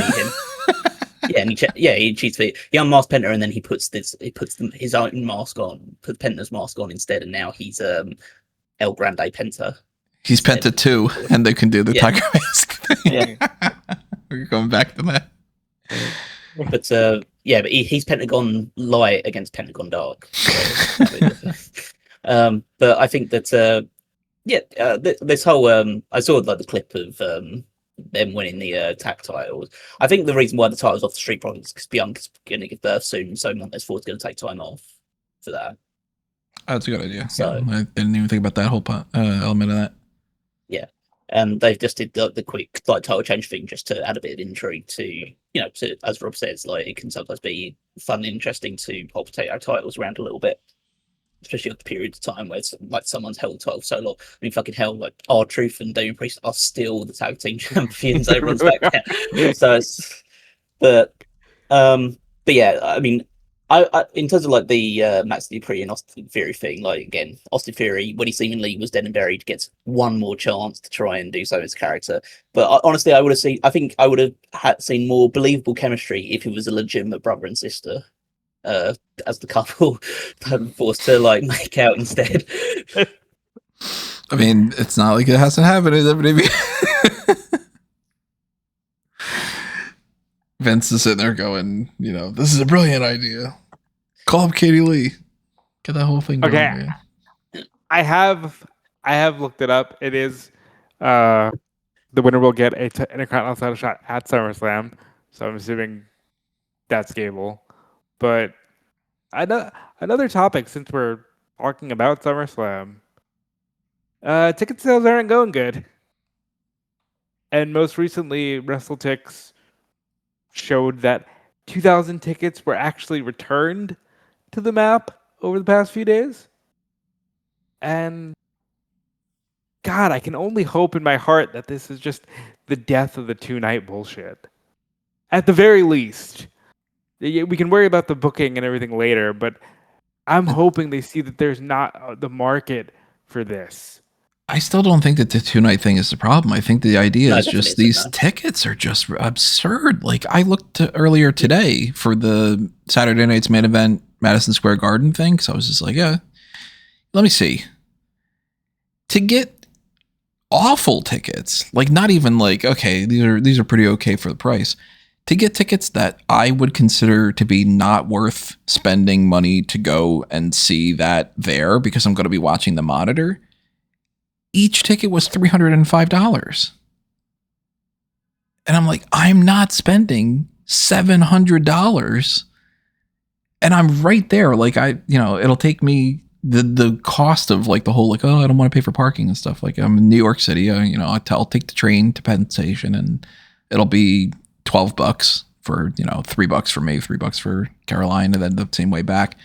Or maybe we walk back and save a little bit of money because we've done that plenty of times with things. Even like $3 is like, well, let's try to save some money. But I'm not going to spend $650 or whatever to go and sit in the nosebleeds in Madison Square Garden and watch this show on the monitor.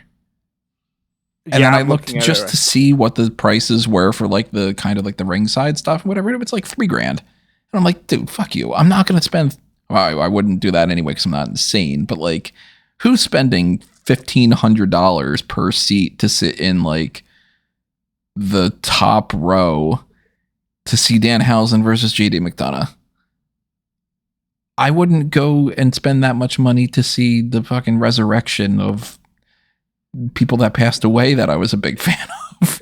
Like if somebody's like, we figured out a way to, Danhausen cloned Mr. Perfect and he's coming back, and you got a nosebleed ticket for $400, I'd be like, wow, I'll be watching that on TV, In this economy, fuck you. I'm not gonna do that. It's insane. They gotta stop doing this with the tickets. So I'm sure that the people with SummerSlam were probably like, well, I don't want to put out a mortgage on my house to be able to go to SummerSlam. So hold on. For shits and gigs, I went to the Madison Square Garden show and I chose the closest to the ring. Section C, row 1, seats 17 and 18. So 2 people. The total for the tickets, after a $1,000 service fee, comes out to $7,165. $7,100 to sit at Saturday night's main event. Doing? Oh, and don't worry, you can get ticket insurance for $500. At that point, that's $8,000. If I had $8,000, I would be free and clear of any debts in the world, and then happy as a clam. If I had $8,000 added to my year gross, I would be ecstatic. I would be like, oh my God, this is the most amazing thing in the world. That's the kind of shit that I say all the time, where I'm like, hey, if everybody donated $1 a month that's subscribed to the YouTube channel, Fanboys Anonymous would have a full staff and all this other kind of stuff. And it's like, they want to milk the whales, this company, so much. They're just like, if anybody is out there that we can bleed dry, and it's so fucking obvious too. Like, TKO is a parasite. I hate these motherfuckers. Not that it was great when Vince was there and everything was like, better with Vince and all that stuff, because he's a piece of shit too. But like, at least he wasn't like that, Shame that they passed over to those people.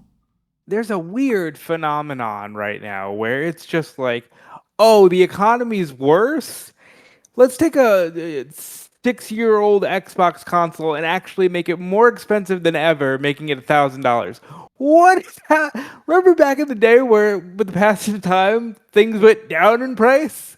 Like, real quick aside, when it comes to that, GameStop's dead.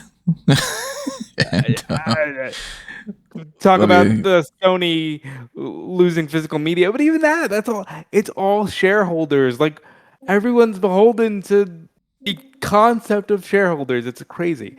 And everybody is in the stupid economy idea of like, oh well, if the economy is bad, then I need to try to get as much money as I can because I'm going to protect myself, even though it's the if you hoard all the resources, then nobody can give you any money, and then you have no resources anymore, and then everybody comes in, with pitchforks and kills you. And that's what we should be doing right now in this economy. That's another whole story. I voted for the people that would have done that. I mean, so obviously the like extortion ticket prices are a major issue. I still think that's the second biggest issue. The biggest issue is the poor creative and the just complete lack of excitement and investment in WWE right now. Because at the end of the day, the reason why they're charging these prices is because they were charging these prices and people were buying it a couple of years ago. And the creative's got worse and there's less excitement around it, and so people are paying those prices and they're still treating it like they can do it. So it's like it's a weird intermix between those two. They're the two biggest issues, the fact that there's just no excitement or buzz around WWE right now. They're in a lull period, and creatively, and that they haven't adjusted the ticket prices accordingly for that. So yeah, that's the reason why they're very either they'll still get those people through the door, just probably not for the amount of money that they were hoping to. And All In's not selling all that well either, right? Wasn't that something like the first one did 75, the next one did 50, and this one's like struggling at 20 or something right now? I think it's getting to the point where like the first one was like, you had the buzz of it being the first show in Wembley Stadium and the first wrestling show in Wembley Stadium for over 30 years at that point. So you got the gimmick factor for it, and that got a lot of people through the door to try and make this the biggest wrestling show of all time. Then you could do it the second year, and you're more dependent on certain like who's going to be performing, and you never get the same amount of people through the door. I think they got about like between 40 and 50,000 through the door at that point in time. Then you go away for a year, and then you come back hoping it's going to pick back up again. And fundamentally at this point, people have seen AEW enough. Or you're not going for any sort of like special gimmick or attraction. You need to go based on what the card is going to be showing you. And at the moment, there is no full card for All In yet because there's still no pay-per-view to go. So I think at the moment it's somewhere between 25 and 30,000 tickets have been sold. I think like the kind of like good break-even point is around about 35,000. So they're not too far away from that number, but obviously it won't be anywhere near what they got the first time. But they'll say like I think AEW have fallen into this trap a few times as well, and other places have. If you repeat the same venue over and over and over again, then there's less incentive to just keep doing it because you're just appealing to the same audience over and over again. Like I would anticipate that if AEW had done this show in a 20 to 30,000 seater stadium in Manchester, say, or even another location in London compared to Wembley Stadium, they probably would be close to sold out, if not sold out by now. And I'd say, like, only WWE in this in the wrestling landscape can consistently get people through the doors of a 70, 80,000 seater stadium. So that's just how the name recognition and the branding benefits you. AEW can't do that consistently. AEW's kind of ceiling is 20 to 30,000. They probably can only do that once or twice a year. So I think obviously it is disappointing how low tickets are, how low the tickets are selling right now, but I think that is largely due to the fact that we just don't know what the card is, and it will start to pick up a little bit more once the card is established and people have decided whether it's worth their money to go or not.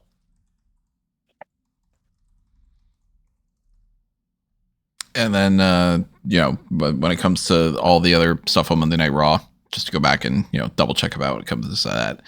We already talked about the Braun Breaker and Austin Theory stuff. We already talked about the CM Punk stuff, whatever. They're seemingly building up Seth Rollins and LA Knight having some kind of an alliance to go up against the Bloodline. Because, we haven't told that story before. And the Intercontinental title stuff on the women's side, Sol Ruka and Raquel Rodriguez factored into the Io Sky and Liv Morgan thing. So nothing drastic happening on there.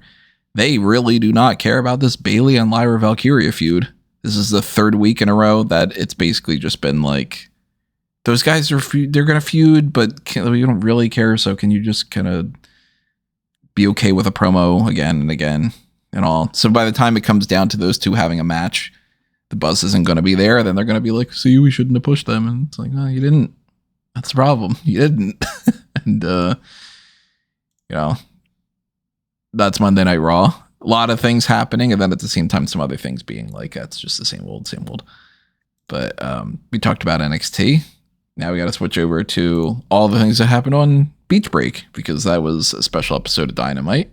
And that had its more than fair share of interesting and important things to happen on that show as well. I mean, one of them being Kyle Fletcher wins the AEW International Championship. God, I hate that there's those same two titles from Konosuke Takeshita. And then, wow, is there an awkward set of segments after that to a certain extent. But before we get into that, the post-match thing, generally speaking, Fletcher beats Takeshita, wins that title. What do you guys think? I think that's awesome. I think Callum kind of called it by saying G1 is starting. And just good news that it was a great match, and I'm glad Fletcher is continuing to be a pillar of AEW moving forward. Yeah, so the result didn't surprise me one little bit. Obviously, the match was excellent between these two, as you would anticipate to be. I think they're still holding something back because I still feel like they're going to do a straight rematch at All In once Takeshita is free from the G1 to start building his back up again. You can have Fletcher have a few little fun title defenses in between that time as well. But yeah, I assume this would be the case, and I wasn't proven wrong. So. No, I fully agree that I think that this is just going to come back around and, probably have Fletcher drop the title back to Takeshita at All In. Redemption in the meantime, I don't know, but, that's another story. But the post-match stuff that went out here, it was, I thought this was just interesting. It was like, let's keep the Don Callis family in the ring. Well, let's usher Takeshita out of the ring with the conglomeration being like, sorry, buddy, let's get you away. And then Don Callis' family sticks around. Mick Foley comes out to interview Fletcher, which turns more so into him threatening to shove his foot up the ass of Don Callis and promoting his dogs were like on his shoes and stuff, which, cheer for the pups. But then that turns into some interruptions and all, and it ends up functionally becoming Andrade if you beat Jake Doyle on Dynamite next week, you'll get a shot at Mark Davis's national championship. And then pretty soon right after that, it's like, Speedball Mike Bailey, what do you have to say? And he's like, I've lost everything to the Don Callis family, so I'm going to take something from them. So I'm going to take the national title away from Mark Davis. And it's like, no, you're not. Shut up. You're going to lose to Mark Davis, and then Mark Davis is going to lose to Andrade. And those are the only two matches I think that are announced coming up at that point. And it was like, okay, so you announced that this guy's going to retain the title, and then he's going to have a match after that eventually. But man, Speedball is in that, you can lose type of territory, and it's a shame, poor guy. But Andrade, totally just, let's pivot over to the national title. We had talked about this, I think, like last week or maybe the week prior, of maybe that's where it's going to go. And clearly he's not going to beat MJF for the title. So sure, put the national belt on Andrade. That's a step up, I think. Yeah, it's good for the title. It'd be good for Andrade to get, just have a featured championship to lord around a bit. Yeah. In the meantime, while all the other kind of top titles are pretty clear in what direction they're going, or just don't really seem the right fit for Andrade to go after right now, the national championship makes the most sense. Yeah, I want him to keep climbing up because he's on the run of his life to me, and it's so cool to see him as over as ever. And this is more of a benefit for the title than it is for Andrade, because I thought he was going to go straight after Kyle. But yeah, only good can come of this. Only good can come out of this? How you know? That's true. I mean, as long as everybody stays healthy and no one gets injured, only good can come. It's so amazing how you just give a simple catchphrase and the wrestling audience is like, fucking love that guy now. I mean, he's been doing great in the ring too, but it's just like that. It's like, the way you can add it to any context in life. Someone asks you a question, you just go, how you know? Like, two things to get you over in pro wrestling in the 2020s more than anything else. Do you have a simple enough catchphrase? And is your theme song catchy? Good enough. Meanwhile, WWE and AEW will have people and they'll be like trying so desperately to get certain catchphrases over, and you're just like, that's not hitting. Or, let's not get an actual good theme song for somebody. Let's make it so nobody can recognize them. It's not like that Obafemi guy has a theme song people recognize or anything, right? But outside of the Fletcher scenario, moving on to more stuff that happened on Dynamite, we've got more movement in the women's division side of things. They had their women's casino gauntlet match to determine who gets the next shot at the AEW Women's World Championship at Redemption. So setting up something for Redemption, because, hey, look, All In is the big focal point, but Redemption is, it's happening. It's happening before that too. And I was a big fan of drunk Tekla on commentary, saying, all the stuff that she was randomly putting out there. I think one of the things she had said was, last time I was in a casino, I won $10K and I had a stripper on my lap and it was great. The big surprise ends up being Willow Nightingale returns, which we had talked about as a possibility. And Willow pins, I believe it was Julia Hart to win that.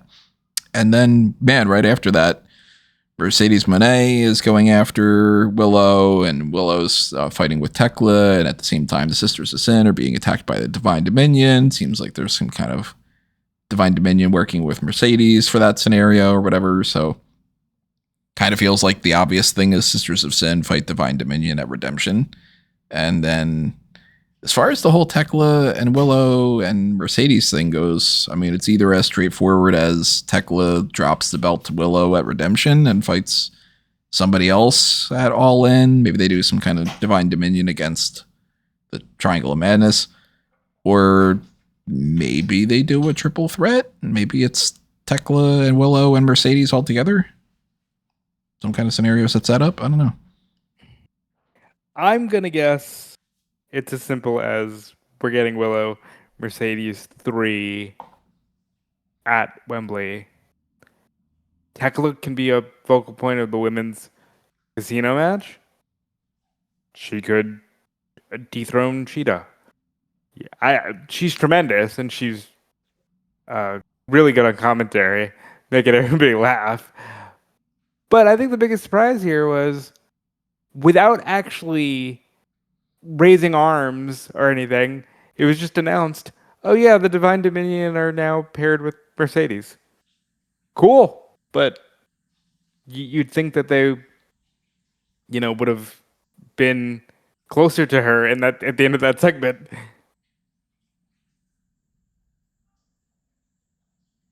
I think it's fine because it leaves a bit of like room for interpretation with that, but it does seem like they are doing this sort of group connection between Divine Dominion and Mercedes, which is like a nice pairing between like three of the big names and potentially future world champion and the current tag team champions. Willow winning, we knew that if she was going to be in this match, she was going to win, so they followed through with that. And yeah, it would be a shame for Tekla to lose the title to Willow leading into the match with Mercedes, because Tekla's done such a good job as the champion so far, but I do feel like they'll want to try and make it seem like the biggest match they can put on, and probably the biggest match in their mind they can put on is Willow versus Mercedes. The only alternative being is that Willow wins the title at Redemption, and they try and lean into Tekla deserving a rematch and it being turned into a triple threat match instead. But I think Mercedes attacking both of them was just an indication of like, these are the two people that could be the champion you're fighting all in, so you're going to attack both of them to give yourself an edge and make yourself seem more dominant over both of them.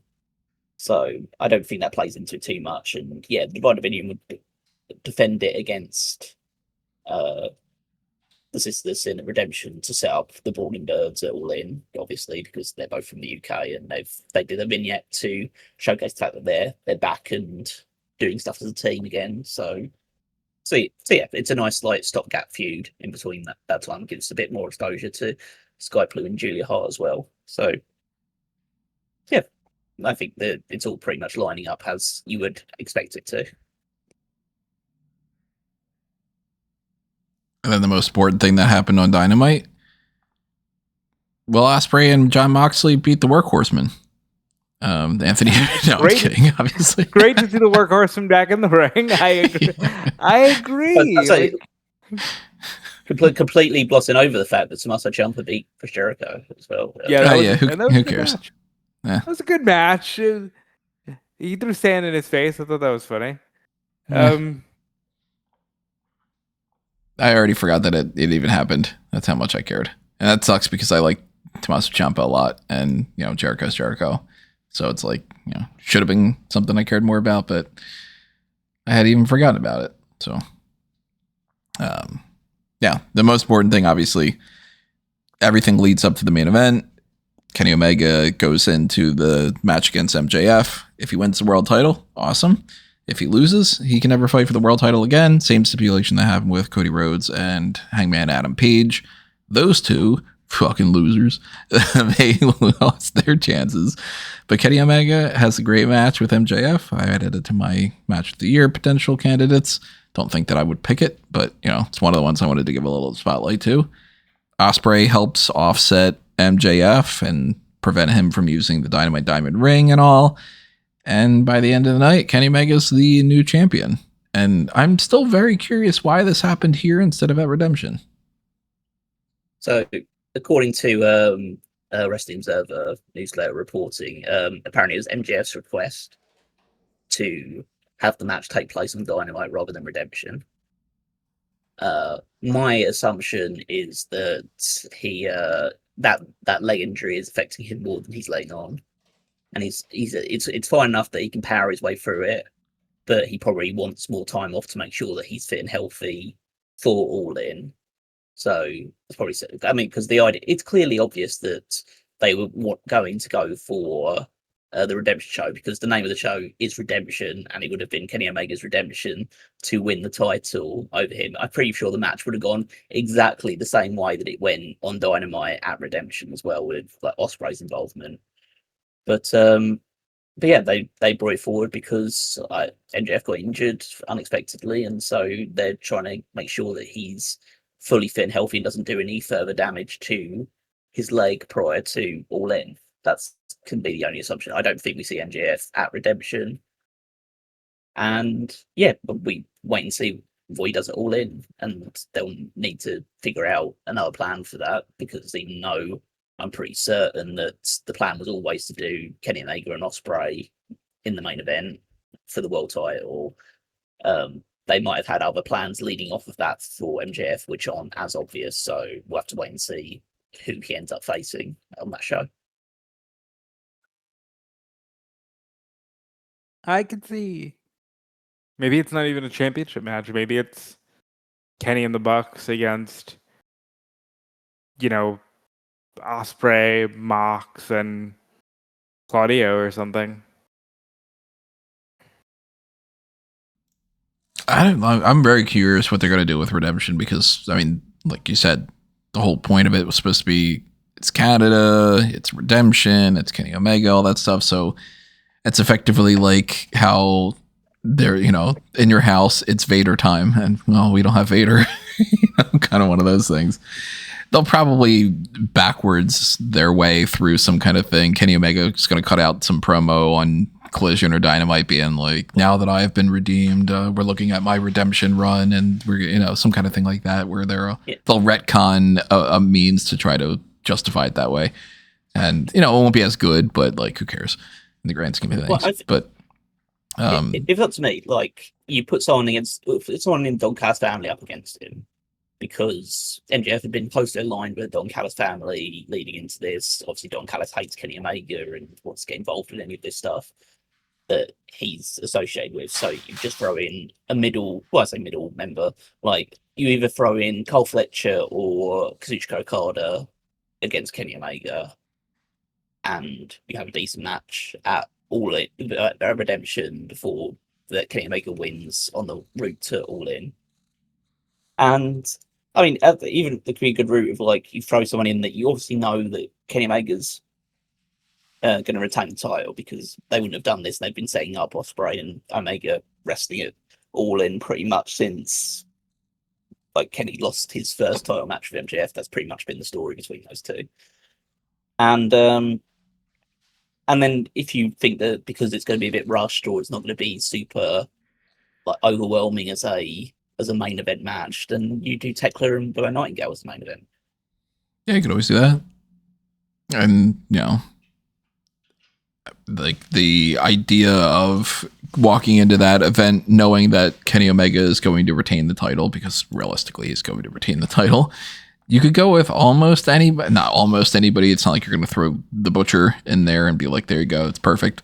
But I would probably pitch, maybe you go with Kevin Knight, and Fletcher maybe retains the title over somebody from the conglomeration. Like, maybe we get like Kyle Fletcher versus Orange Cassidy or something. I don't know.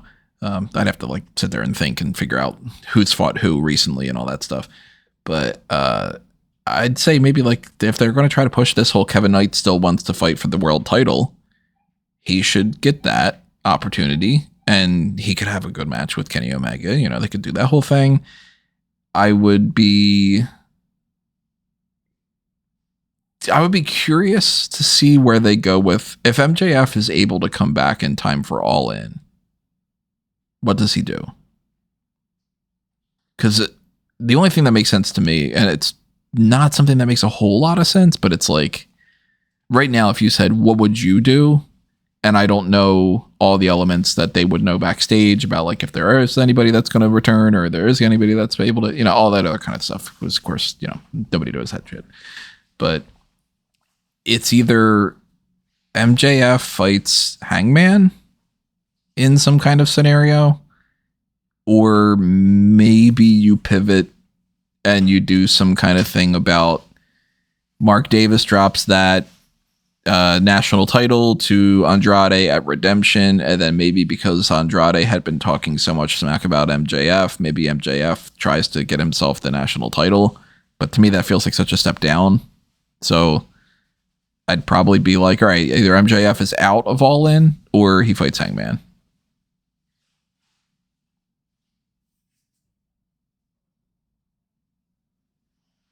I think MJF could be. He might just want the title back, and he could be in the casino.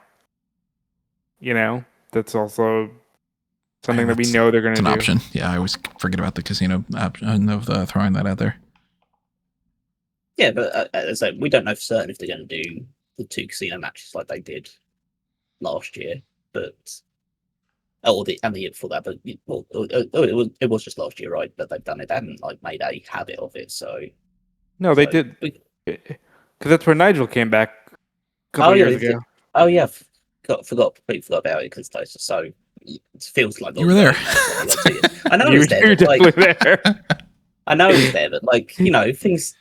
A lot of things happen in the span of 2 years. I mean, I'll give you that. True. I mean, you've got about a match that happened on this show, so hey, it doesn't mean that I'm here. but yeah, I think that if you are going to give Andrade the national championship, that it'd make a lot of sense to have MJF just fight him for the title on there, because there's obviously an inbuilt dislike between the two of them there based on what's happened. It'd be a very different route, but you could go down take that approach. Hangman makes a lot of sense as well. But it depends on, because it's it very much depends on when MJF, if he is suffering from this injury and wants to take a bit of time off to make sure that it's rehabbed and he's ready to fight All In, who you can build up in that small span of time. Because if he's not Redemption, and if he's not back until later on, because he'll come back and he'll just want to fight for the world title again, because obviously that's all that his character is focused on right now. So it needs to be something which makes kind of logical sense for him that still keeps him within the title picture, that obviously can keep him away from the actual title match. So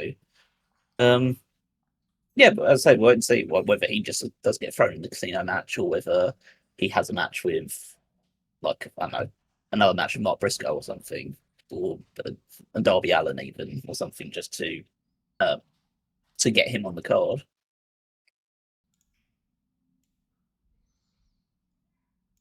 So any other thoughts you guys have before we wrap this up? As far as I'm concerned, that's the whole roundup of the hot tags that I had written down. I would say, go ahead, Cal.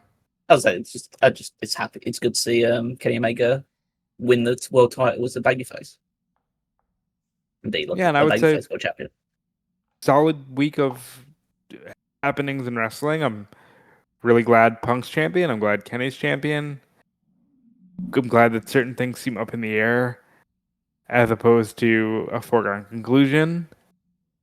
And I hope they keep this momentum. Well, out of all those topics that we got into, obviously everybody that's listening, drop your thoughts in the comments below and tell us what you thought. Maybe you agree, maybe you disagree, maybe you have something else that we didn't talk about that you want to get our opinions about, whatever it might be. You know what to do in the comments. And make sure that you also follow around all over the place. If you want to check out the Fanboys Anonymous stuff and the other Smark Out Moment stuff and see all the things that I've been tinkering around with behind the scenes on Smark Out Moment. It's been like a solid month of me trying to, fix the mobile template and backdate a bunch of things and change graphics around and all that stuff. If you appreciate it, let me know. And, check out everything under A Mango Tree at anthonymango.com or amangotree.com. And follow Rob and Callum too. I appreciate you, Tony. You can follow me over at Dude Felice and check out my work at Insider Gaming. Check out The Wrestling Apologist on Substack and YouTube. I have started a YouTube channel. I'm trying to grow on my own a little more organically, and any support in that direction would just mean the world to me. So you can follow me on Twitter and Blue Sky at Meister14. Check out the power rankings every Saturday over on smark.com, where I rank for WWE superstars based on their previous week's performances. And then there's the matter of the Fantasy League. I haven't updated the scores for this week so far, so they're still as they were from last week's show because they haven't been updated yet. But we talk about some potential trades or potential happenings we want to do here. So everyone still has 2 trades available as we head towards SummerSlam, where the thing will reset. So it is Tony to pick first if you would like to make a trade for someone in his team. I am looking at least one person that I think I might be getting rid of. And that is Lola Vice. So right now, Lola is not the NXT Women's Champion. She is certainly not going to be beating Kendall Gray to win that title back anytime soon, as far as I would predict, at least. And the whole potential of a lot of other people doing that. Most of the people that I'm looking at are already on somebody else's roster, but I'll just say, you know what? It's going to make more sense to me, I think, to take her off and to give somebody else that might score some wins in the grand scheme of things. So I'm looking at 2, 3, maybe 4 different names right now that I'm debating about. But I'm definitely dropping Lola Vice, and it's just a matter of picking between these couple. Certainly not going to be Sheamus that I would add to my list. Boy, I wish I could pick Royce Keys and have that really work out. But he's not really like winning anything. He's just sort of there. And I guess I'm going to play it a little safe. And I mean, maybe this isn't necessarily safe because maybe this person could still take some pins and eat some losses and all. But Austin Theory did just win back the tag team titles. And that is not a scenario that I can imagine that they're just going to drop them right back again. So I'll drop Lola Vice. I'll pick up Austin Theory. Okay. That is a trade for Tony. Rob, would you like to make any updates to your team? So I was originally going to ask because I didn't see he was on Tony's team, but I now want to ask to make sure what Tony's point situation will be. If Chad Gable pins 5 people in a gauntlet, does he get points for every pin? Yes. Or I treat gauntlet matches as separate matches. So I hate that. I hate that. I've always treated it that way. You can check through other. Yeah, you've done that in the past. Consistently, yeah. I hate that. I love that if he does. They're separate matches. My question now is, I just looked at the SmackDown card. They're not doing Fatal Influence against Bella and Paige yet, right? I think that's either going to happen at SummerSlam or it's going to happen at Saturday night's main event. But no, it's not advertised for tonight's show. Tonight's show is only advertised a non-title Carmelo Hayes and Trick Williams match, a Finn Balor against Tama Tonga, and CM Punk promo. I'm going to get ahead of that, though, and I think I'm going to drop Paige. And Paige no longer here. Fallon Henley. Wait, no. Because they're not doing JC as a solo yet, are they? Well, Fallon and Laney are very firmly the tag team. Okay. Yeah. I just have to triple check. I'll take Fallon Henley. You might as well take it. Like, she's the safest bet. Like, if they do decide to take Laney Reid out of the team, they're still going to have Fallon Henley's still going to be. Yeah, it'll be JC and Fallon. Yeah. How about that rally story, by the way? The what? You guys hear the story from Cody about Aaron Solo trying to hit on Fallon Henley? Oh, did we not talk about that? you mean the biggest story to come out of that podcast for some reason? Like, yeah, man shot his shot and then it didn't work out. Unfortunate for him. Never had rallies. I don't know if it's good, but yeah, what a great pickup line. the guy fumbled Bailey. He's like serious. Well, like you're but serious Arby's and Rally are wherever he is now, so he's got that going for him. He's got that going for him. It's like, oh, you didn't get the girl, but you got Arby's. You got Arby's. I like Arby's, but I mean, it's if somebody like said to me, Arby's. "You've got your wife or Arby's." Well, I moved to New York. There's no Arby's here. I know which one I picked. By the way, New York, get a fucking Arby's up here. I like Arby's. So checking out my team.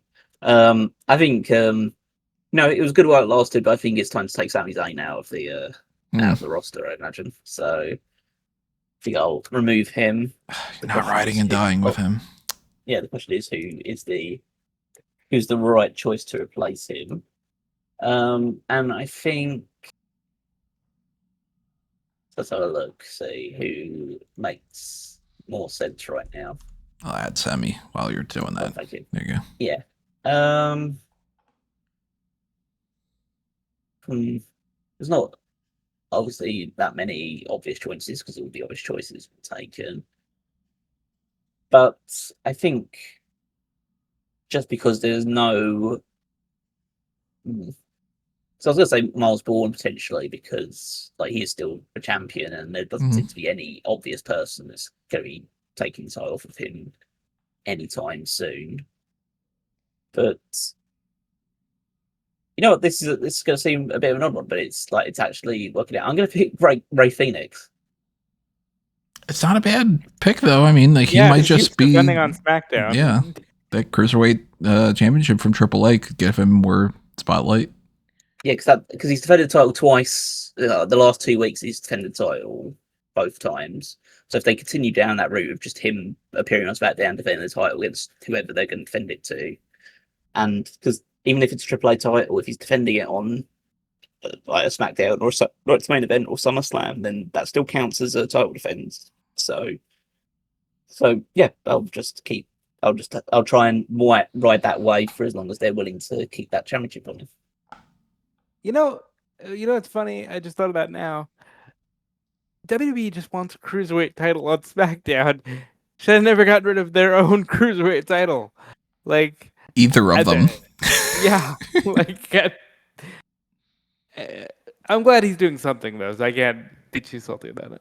It is a little weird when the company does something and they undo it and then they continue to keep doing it and it kind of proves itself to be don't you just want that though? I mean, we've talked about this with the tag team titles. Don't you just want one set of tag team titles, WWE? Why not just do it? Why are you fighting yourself? And don't you like the cruiserweight division? Just keep it around and just do it. Blah.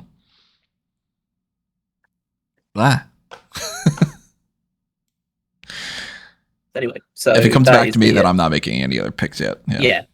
So I'm not making any other trades yet. So okay. So still a bit of time before SummerSlam. So this is what our updated teams are. So you can follow all of that stuff along and see how our teams are doing, what points are being scored as we head on over to SummerSlam at head to the Fantasy League over on smarkandmode.com, or you can go straight to www.fantasyleague.com to find it there.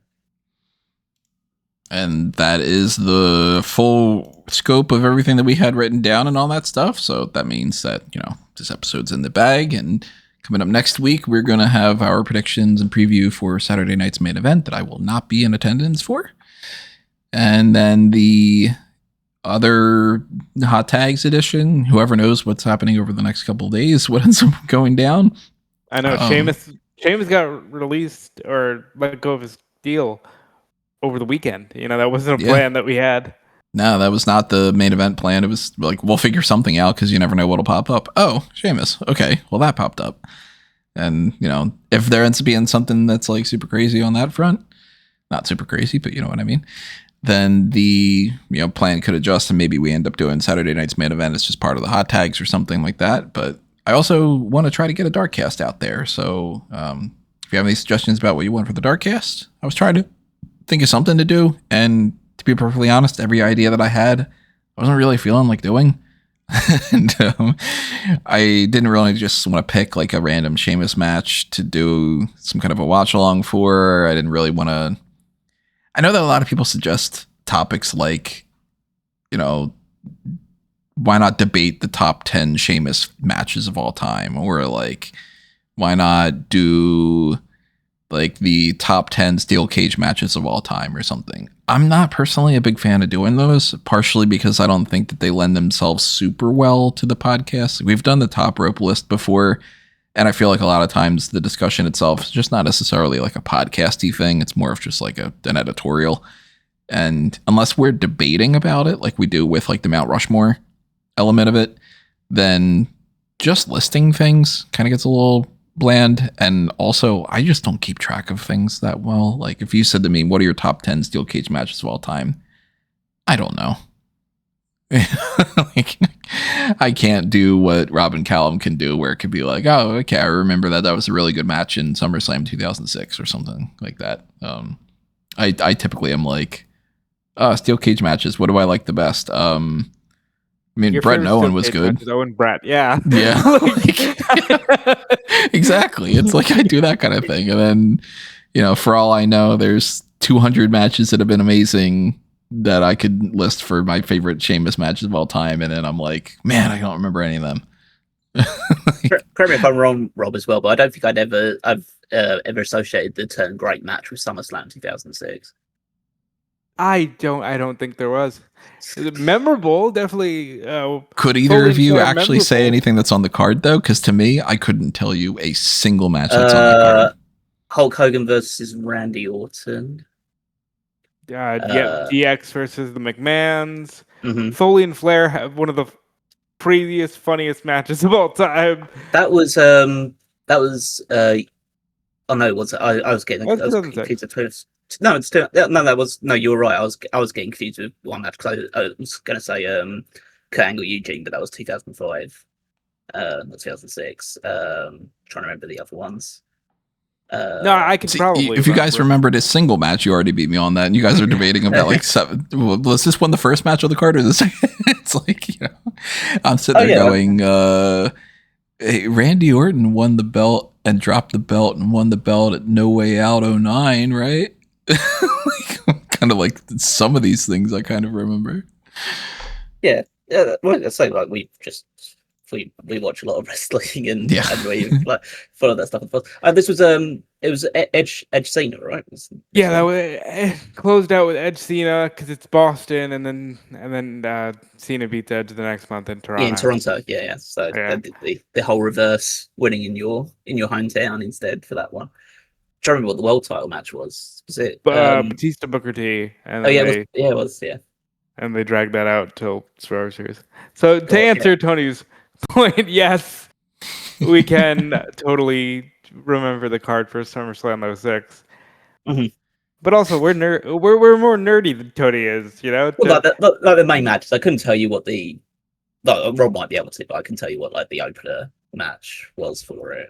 I don't think I could give you the order of matches, but I think I could safely say the full card. Like, for example, for the women that year, I'm guessing that was another one of those. It's Diva Dodgeball. Like, they didn't have an actual match. It probably was something like that. And it's like, wow, you know, that great win from Candice Michelle. She sure had that the best bikini that night or something, you know. Oh, she was the next year she was women's world champion. So you're about a year off. You're close.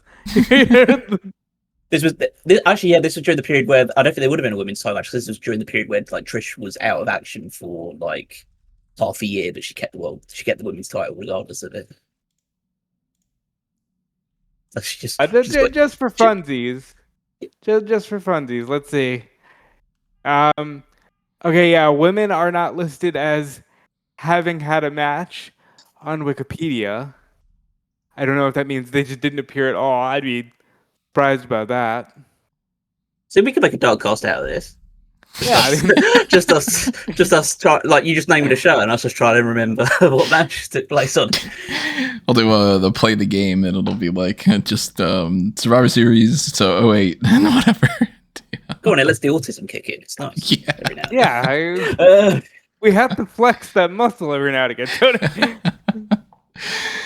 Well, I don't know how to transition out of that, but it's the hot take. It's all right. People have tuned out already, so you don't really need to. I'm sure anybody that was the 20 people that are listening to this podcast already tuned out the moment I was like, well, that's the hot takes. Now we're going to do a plugs, and didn't realize that there was an extra 20 minutes of this podcast. Unless it allowed them to let their special interest kick in. You see? Could be. There's a thing here. See, Smark moment. We're inclusive. That'll be the catchphrase going forward. Include yourself in the discussion by leaving a comment below and tell us what you think about the Darkcast ideas and all that stuff. If you do enjoy that kind of a thing, shit, we'll do a Darkcast like that. Why not? You know, I'll let Robin Kellum do the heavy lifting and me just go, do you remember this? Just do that for half an hour or something. One way or another, you know, we'll see with whatever is next, whether it's a Darkcast or it's Saturday night's main event or something else. Share your support, hit the like button, do all that good stuff. And we will see you next time, everybody. But for now, this time for real, this has been another Smart Out moment, and we are being counted out.